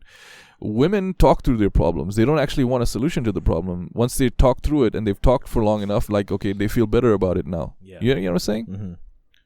I got you saying. Yeah, so I want to wrap up on that point for that topic, but I want to say the best for last, if you're willing to talk about it, about how you were interviewed on a certain podcast about a year ago, and then they took it down. Is that game? You game for that? All right, because those guys, So just to recap, this is January. It was like January of 2019, right? February, around that time. I remember you were scheduled to be on the Boys in the Cave podcast. Boys in the Cave, they're these young guys out of Australia. I listened to their show. We knew them because Sim from Mad Mamluks had kind of mentored them, got them going, and they told us in advance, "Hey, we're gonna have Nabeel on," and we're like, "All right, cool, looking forward to it." And they dropped it on Friday because I remember it was Juma Mubarak. It's like truly a Juma Mubarak when this show drops, and then I think within like 2-3 days that show was gone, right? So I want to hear your side of the story. What went down there, and hopefully we can explore some other tangents related to that. What can we learn from that? Yeah, I mean, first of all, may Allah have mercy on the brothers of the Boys in the Cave podcast, and grant them success in this life and the next, inshallah. I mean. So they reached out to me. I believe it was in either October or November of 2018. Right. And they say, "Hey, what's up, man? We'd like to have you on the show." And my first response was like, "Do you guys know who I am?" Like, because I'm always, after the drama around my appearance on the Mad Mamluks and like the backlash and the flack that you guys had to face, I'm quite careful about going on other people's platforms when they're not really sure about who I am and they're not really ready to expect the backlash that's going to come, especially like on a Muslim platform, On that note, it's minimal. We receive, so you'll be disappointed to know that there are other pod shows that we've done where we got more pushback. I'm sure the Jesus one was one of them. Aliyatai? Yeah. That was number one. The Aliyatai, we have never gotten like, I remember one sheikh who's a friend of mine was like, if you fear for your akhirah, your hereafter, that you would delete that episode. And I was like, this is what I'm going to do. I'm like, shut up, sheikh. And I was like, hey, listen, Sim has full creative control. I don't make those decisions, even though I personally thought that was I love that show. I think that show can be explored in different ways, but yeah, that was actually, you hit it on, man. That show was the your show with us didn't, because I think why, because it was early on. Yeah, so you guys have now done episodes for like 3 years, right? Yeah. So I think when that episode came out, it was probably the most flack that you've gotten for an episode, right? We got some flack then, but then what happened was, I think more of the flack we get from you is our affiliation. People message us like, why did you guys give him a platform, et cetera, et cetera. We share your stuff. It's like I said, it's no secret that we're friends. We've maintained that connection. I think people don't actually go back and realize, because most of your haters aren't going to listen to that show, so they don't know what's in the show, right? So, but yeah, regardless, people are aware that you were letting them know, hey, do you know who I am? Well, I'm a controversial figure, one famous American scholar. I was pitching him. I'll tell you this story before, and I'll tell you offline who it was. I was at Umrah, and I was pitching him to come on the show. And then I show him like who we've had. He asked like who you've had on. So I pull up my phone, my podcast app, and he's scrolling through it, and he cites their names like Nabeel Azeez. Who's that? It's like he's got the Becoming the Alpha Muslim, website, etc. This is like early. This is late 2016 actually. So he's like, yeah, I don't like him. he got like this sheikh was this sheikh was specific sheikh was cool with some other online personalities. And he's like, yeah, Nabeel got them into trouble. Got them sucked up in some vortex of like, whatever. So anyways, but to his credit, he never was like, I'm not coming. He came on our show. He wasn't like some of these guys are like, oh, you better delete that show before I share your, I'm not going to share it. Some people are like, they go that route. But yeah, I mean, I would say that it's occasional to the most part. I don't think it's that bad, but these guys, you warned them. So what happened next? You said they were like, no problem. Yeah. So I told them, okay, have you guys done your research into me? And they said, yeah, we know you're a provocative, controversial figure, and we think you're interesting and like to have you on the show. So I said, all right, man, if you guys are down with it and you're ready to experience a bit of pushback, then okay, let's do it. So we did the podcast, and then I believe they had finals, so it took a while for them to produce the show, and then it dropped. And they were promoting it in advance. They were taking little clips from it. The most controversial clip they took out of it, like the most. Yeah, there was something, right? So it's not like they were, and I know we had talked. We were talking to these guys. Sim had like warned them as well, like, hey, like, do you guys, hey, just letting you know, just be forewarned. You've been put on notice, right? And I think my guess is that, and also, you know what, I said when the episode was getting ready to come out, I was like, yo, listen, I don't think you realize what's going to happen when this episode drops. And not only that, I said, yo, Sim, I think you need to have a word with these guys and advise them to make sure that they're fully on board, because I don't want a situation where they face a lot of backlash and they cave. I think it was in our WhatsApp group. I remember seeing that message to him, right? So they dropped they were promoting it for like a week. They're like little clips here and there. And that clip was like 2 minutes or whatever. Which and it was clip was that, by the way? It was like the clip about like nobody owes women a marriage. Oh, that right, clip. Right. That was the most like the hardest clip. In fact, the entire interview is actually quite tame compared to what I'm able to say. Right, exactly. Because again, that's a Muslim platform, unlike this one, so that's why we allow cussing. that kept through. But yeah, you got to be a little bit more tame on that show, which you were, I think. But again, it was practical. Like a lot of it, like we talked about earlier, like the business, the practical side. How do we like brand this pod? Because I know they're interested in doing that. So, anyways, they dropped the show on like a Friday, right? When did you first hear from them that like, oh shit, this is like what you told them was gonna happen, and then they realized, oh, this is like we're not good with this.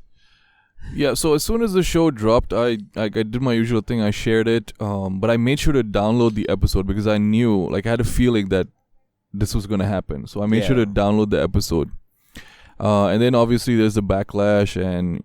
For me, like I love backlash, so that's like I'm in my element. But right, when you're on the receiving end of it, it's hard. Like you have to sort of divorce. You have to sort of compartmentalize what goes on online with what goes on offline. Yeah. And I guess that's why I'm able to like endure so much criticism and things like that, because I know these people have no power in the real world. Mm-hmm. Maybe the situation is a little bit different with them because they're involved in the Australian Muslim community and maybe they have to play the game, as it were, to have access to certain resources and things like that. I don't know what the situation is on the ground. Right. So a few days later, maybe I don't know if it was 48 hours or like 72 hours. So they message me and they say, okay, we've been discussing it internally, and we've decided that we're gonna take down your episode. And I don't know what went on behind the scenes, like who was tweeting at them and trying to cancel them and things like that. I don't really care. Like, I've had so many people try to write criticisms and rebuttals. I mean, at this point I just ignore them. So then I was like, okay, that's cool, but I mean, okay, if you're gonna take it down, I'm just gonna republish it on my podcast. Yeah. Because I mean, I spent all this time, at least 4 hours of my time, driving to the office to do the recording, doing the recording, right. Driving after, preparing for the thing, doing all the talking back and forth with them, all that stuff. And I just don't think it's fair, because there's a lot of material in there there was actually valuable content that people could benefit from. And I don't think it's fair that, they would just, take it down. And normally it's just a general sort of, it's like the etiquette between podcasts is where, okay, you can re-upload it to your podcast after like a week or two. Yeah. Because like the major portion of the listens are like done. Yep, you know what I'm saying? Yep. So that's what I was gonna do, like, and like anyways. Yeah. But then it turned into this thing, and they said, okay, no, we don't want you to do that, whatever. I said, listen, you guys did me this way, so I'm gonna have to, do what's in, my best interest as well. So that's what I did. I put it up, like within like not even a day after, the same day as they took it down, I put it up, and then I also published like anonymized screenshots of our conversation, so they can't claim something happened that didn't go down. I have I have the conversation history on my website. Yep. Showing that they're the ones who approached me first, and yada yada yada, that I was the one who told them, okay, are you guys aware of what's gonna happen, and so on and so forth. Right. So after I published it, then I did a live stream to get some eyeballs, to sort of change the narrative. So whenever a situation like this happens, the number one thing is take control of the narrative. Mm-hmm. Whenever like a scandal drops, like the best thing to do is go on a live stream and tell your side of the story, which is what I did. And then after that live stream ended, I started running ads to the live stream. Well, it's funny. I remember you got me lying. It was like, this is going to be the most downloaded Boys in the Cave episode, and it's not even on their channel. Yeah. I was like, that was savage. I was like... And I believe it is the most downloaded Boys in the Cave episode. I think they recently published these are the most top 4, right? And then I think I tweeted back in. I was like, it was like, which one was your favorite? I was like, my favorite was the Nabeel episode with Nabeel. Yeah. I mean, okay, everybody's got to do what they have to do, right? Yeah. So, like, okay, they were doing what they had to do, and so it's okay. Like, I can do what I have to do, right? It's fair, you know, right? What the other thing is though, it's fun because Tanzim and I are friends. Like we talk all the time. Right. I mean, he doesn't have to agree with, like we talked about earlier. We don't got to agree with everything.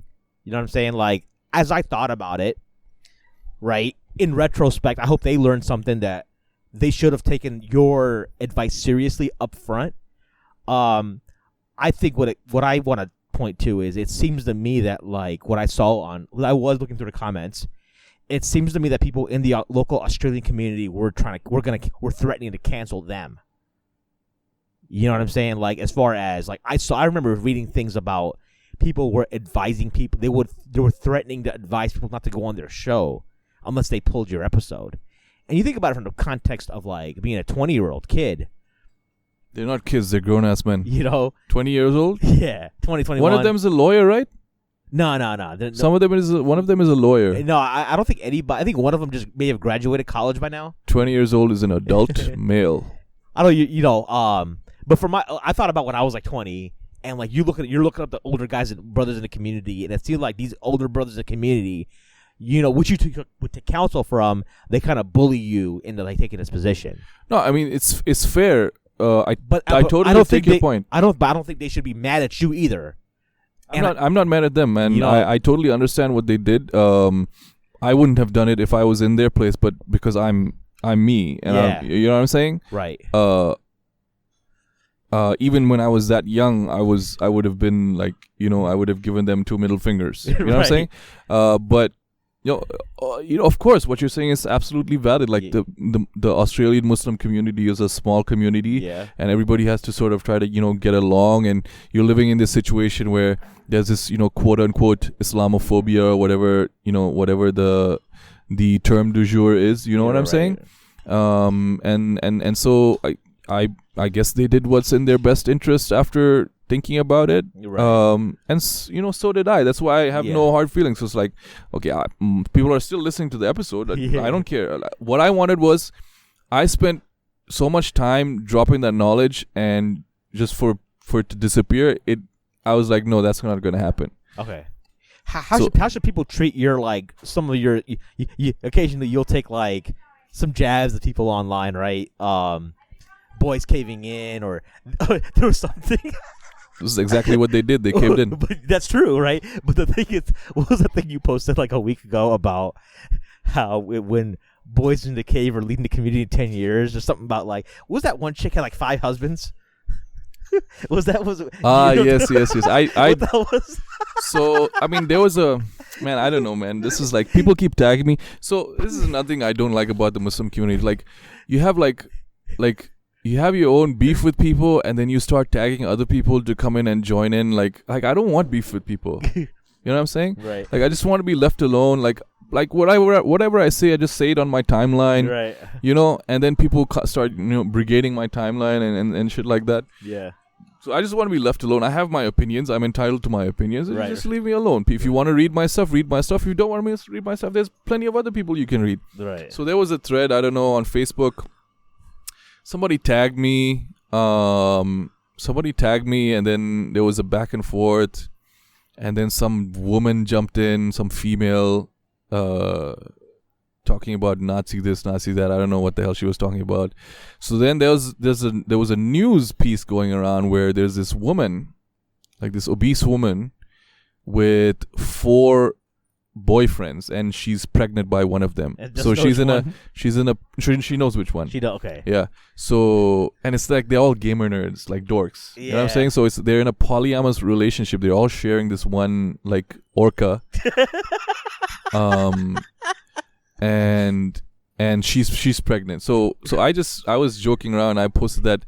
I said, if the Muslim community is led by men like this, then this is the situation of Muslim women in 5 or 10 years. Mm-hmm. Okay, and I deleted that comment because I don't trust those people to have a debate or a clapback without reporting the post and trying to get me banned on Facebook. Right. You know what I'm saying? Yeah, I got you. Because like, okay, this is the thing. Like if you want to have beef, we have beef. But then they're like, okay, like they'll go so far as to try to get you banned. Okay. They'll comb through your posts. Mm-hmm. Like, there's people like they'll comb through and they'll screenshot any like off the manhaj thing that I say. Yeah. Like me joking around or me saying something that has a bit of innuendo in it. Like, they've got screenshots of all of that, and they're like, oh, how can you support somebody who says something like this? And they'll pop the screenshot from my Twitter. You know what I'm saying? So I posted that, and it's pretty funny. It was pretty funny, but I deleted it because like I don't want to, because I make money off of Facebook, so I don't want to get banned off of Facebook. You know what I'm saying? Now, you mentioned earlier when we started talking about the stuff, you actually, it sounds like you have in the past wished well for them going forward. It's one of those comments off the wall. You don't I mean, people this. Would you say people just need to like take your humor with just a grain of salt? They just need to understand what humor is. It's just humor. It's not like, don't take everything literally. Yeah, I mean, people need to stop being bitches. Like most of the guys, especially the online Muslim guys, like most of them are bitches. Yeah.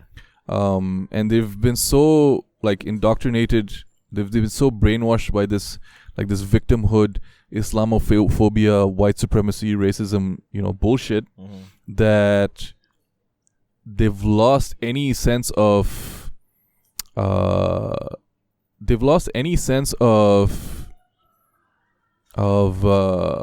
nuance, of intellectual flexibility.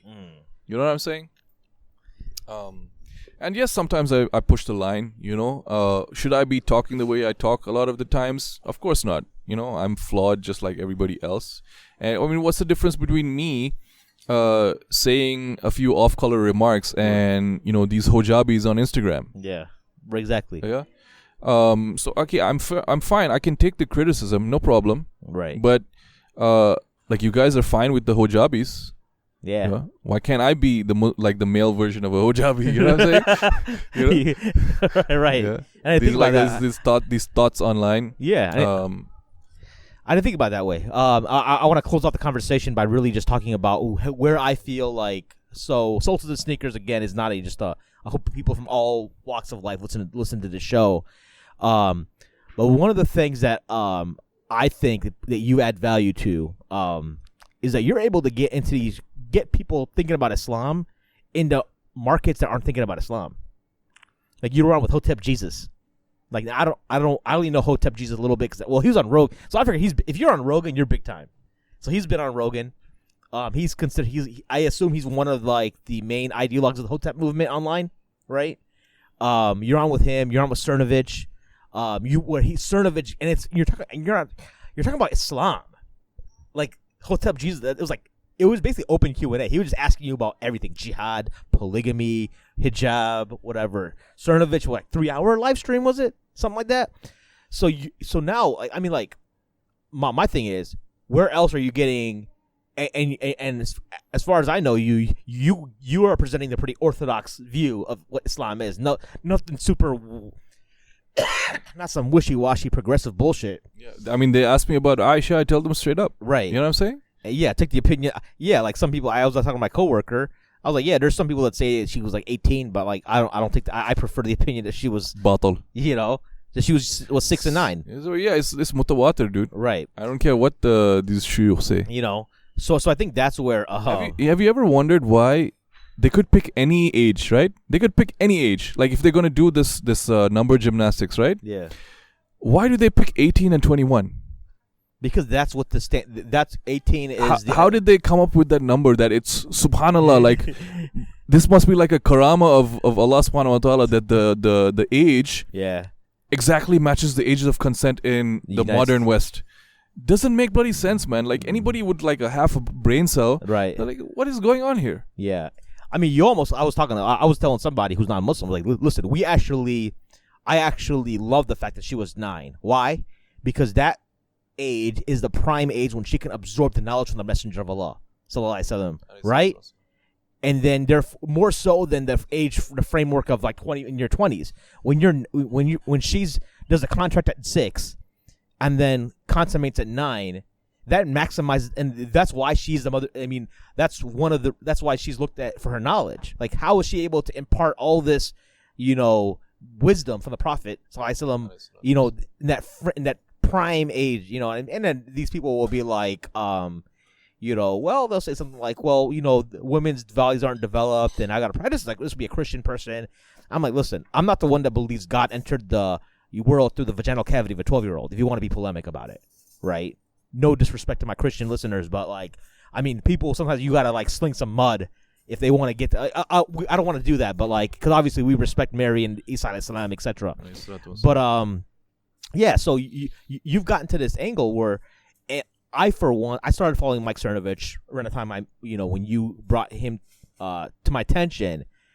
I have seen a shift in how he perceives Islam, just on his Twitter.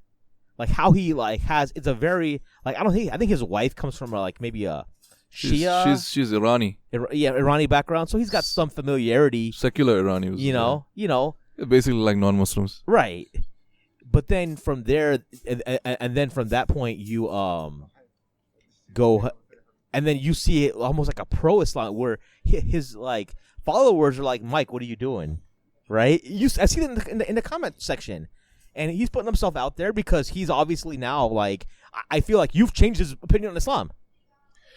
Would you say so? I wouldn't go that far. I think he was always like that because he's an intelligent, well-traveled man. He's been to Jordan, he's hung out with Bedouins and things like that. So I think it was always that way.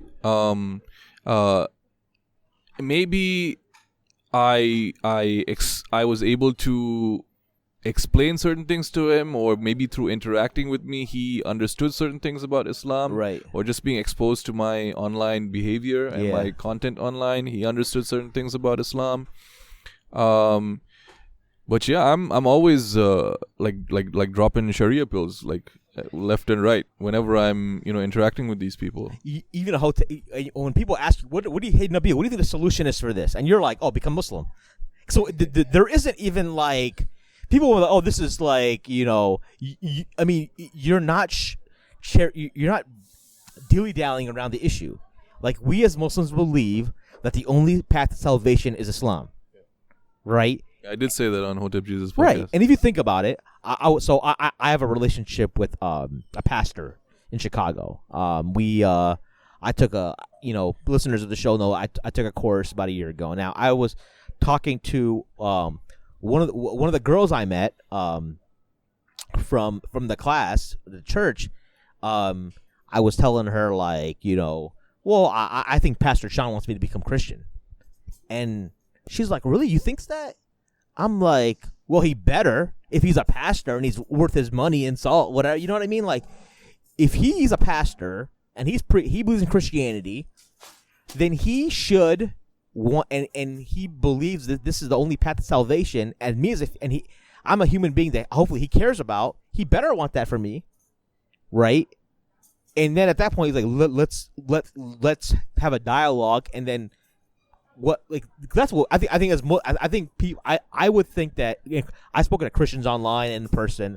I feel like most Christians who are committed, like who really believe it, they're all about dialogue. And I think we should be too. I think it's like that's how, and not be offended. Like, for example, if they're gonna be like, sometimes the problem is too many people are like, you can't ask a question without being offended or worried about being offensive. Let's just get past the fluff and just because. Yeah, they're going to ask us about Aisha. They're going to be like, we heard your prophet is a rapist. Sallallahu Alaihi Wasallam. That hurts us when we hear that kind of terminology, right? But at the same time, how do you, like, is that something you learned over time? Just like, hey, it's like, for me, I'm like, okay, depends on, if it's an online troll, I'm not going to engage it, right? But if it's somebody that I might know, so there's people, I have friends, they'll text me that, and I'll be like, hey, like, let's put that question in the parking lot, but let's talk about it, right? Yeah, I don't like the tone of that question, but at the same time, I'm like, I'm not gonna miss the opportunity to like have that dialogue. You know what I mean? I've actually never had to experience it where somebody is being abusive to Rasulullah sallallahu alaihi wasallam. Okay. If I know that interaction is going to be that way, I wouldn't engage with that person because I don't want to be in a situation where Rasulullah is being abused in front of me. Right. So while I would talk to Mike Cernovich, I probably wouldn't talk to somebody like Milo. You know what I'm saying? Because he might, or there's a strong probability that he might abuse the Prophet sallallahu alaihi wasallam in front of me.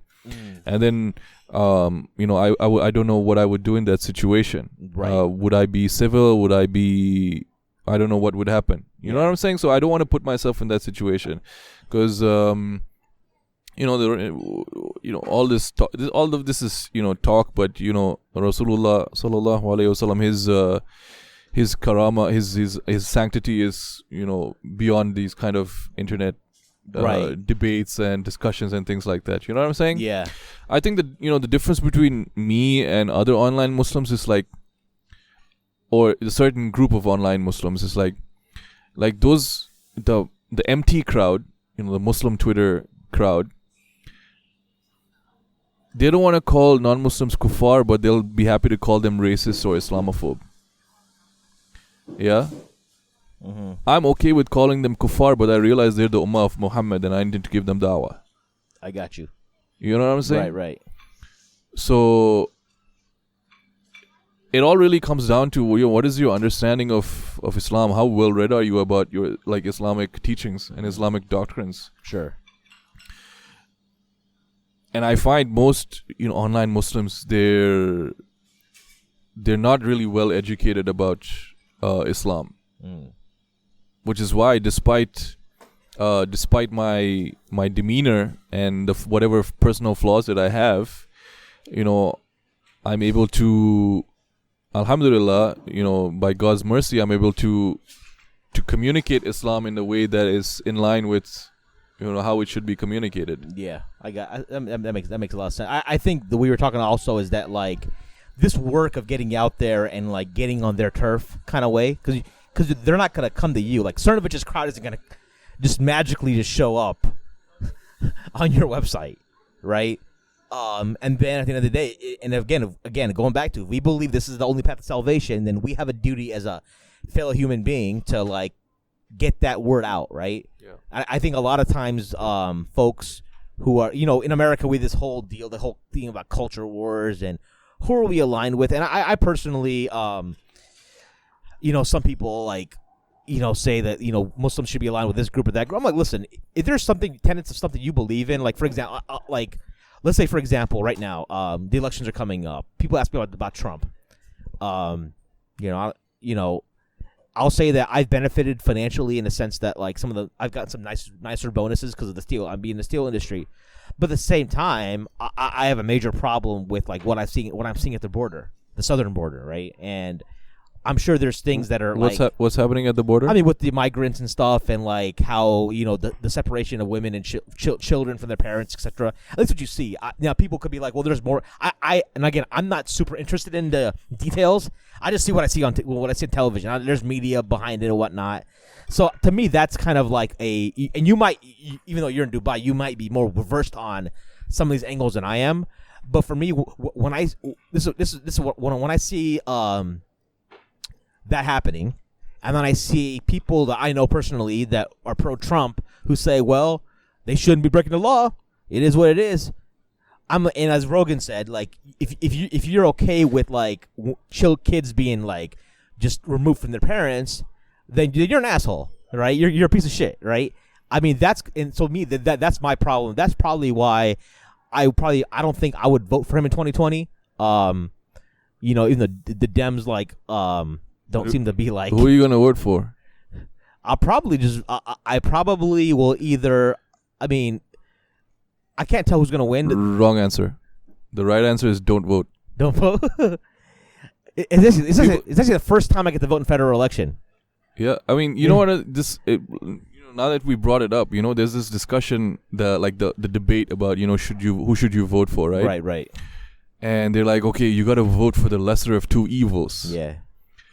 It's not really the lesser of two evils. It's the least of three evils. Yeah? And the least of three evils is not participating in the system. Okay. Yeah. You get what I'm saying? I hear you. I'm not like, but again, I haven't fully explored some of these things yet either. This is the first time I actually I recently just became an American citizen, so like this is the first time I get to vote in a federal. I voted in like local elections and stuff, but not federal. So we'll see what happens. Yeah, because whoever's president, how does that? Okay, in your case, you got some bigger bonuses, right? That's what I told people. I was like, it actually affected my pocketbook positively, yeah. Right? But for the most part, how has Trump being president affected your life? Positive in that sense, but then also like on an everyday basis, other than the bonuses. The bonuses, not really. But like, I'll give you an example of someone I know who's been affected, right? So we had a gentleman, Joseph Kaminsky. His wife can't come into the country. Yeah, right. So something like that, and I'm like, that's a close enough separate where I'm like, okay, this is somebody I don't know. I call Joseph a friend, but somebody that we use on a show. He's cool. I'm like, yeah, I can get. That's affecting him personally, right? That degree of separation, and I could get behind something like that is enough for me to be like, all right, I don't think I don't want to support someone who's going to bring that kind of policy in. You know what I mean? But yeah, I mean, I get what you're saying, and I don't know shit about American politics, so you guys can do what you want, really. Yeah. But my thing is like, participating in a broken system is enabling it. Yeah. You know what I'm saying? Yeah, I mean, you should be advocating for a better system. Right. Yeah. But I think that's in line with a lot of the stuff you're doing with those folks, those people you're reaching out to, and like when you talk like, okay, let's implement it. What you talk about on your Twitter? Like, if you implement Sharia law, we'd fix some of this shit. Yeah. Right? Exactly. So, all right, man. I'll go ahead and wrap this up. We're coming out 2 hours, and this show, I guess, this will be uncut, being released with like multiple trigger warnings, perhaps, but it'll be out there. Hopefully, while I get back, I'm in Bangladesh for a couple of weeks. I'm hoping to hopefully put this out in mid-January. So look for it then, man. No doubt. Hopefully, yeah. And I know you will definitely promote on your channel. For sure. For sure, man. I appreciate it, man. Barakallah feek, man. Barakallah, man. May God continue to bless you in all your work and and protect your family and keep you prosperous and keep us all prosperous. And hopefully this show does. I hope a show like this, people, your haters are still gonna hate you, right? But I'm gonna get pushed back because why are you giving this guy a platform? All this bullshit. But I actually really, everybody's entitled to their own opinion, right. But my thing is I'm all the shuyukh are my friends. Yeah. And they're they say, yeah, okay, you shouldn't say that, but they're down with me. They're okay with me. They're chilled out. And I'm talking to them in the DMs and things like that. And I know that if I cross the line, they put me in check. And so far, nobody's put me in check. So, who are these people on Twitter? One of them actually told me this, that it came up, is that they were thinking about Nabeel is if you advise Nabeel and tell him hey, this is something that is tantamount to Islamic disbelief, we have the blasphemous, right? If something's blasphemous, he would recant that statement. If some of these other more progressive Muslims who the greater Muslim community is in bed with, would tell them that, they would dismiss you. They wouldn't take that advice. Yeah. So this all comes down to if at the end of the day, why are we here? Our time on earth is limited, right? We're going somewhere else, right? Whatever you believe in, but we as Muslims believe that that we're going to be judged and there's going to be either eternal damnation or eternal salvation. So on that heavy note, we'll be signing off. Make sure you subscribe to how can people find? Okay, so obviously, where can people find out more about your becomingthealphamuslim.com? Yeah, they can go to becomingthealphamuslim.com, or they can go to dropkickcopy.com if they're interested in knowing more about my marketing. Yeah, if you want to spend a lot of money and need a copywriter, he's your man. All right, till next time, signing off.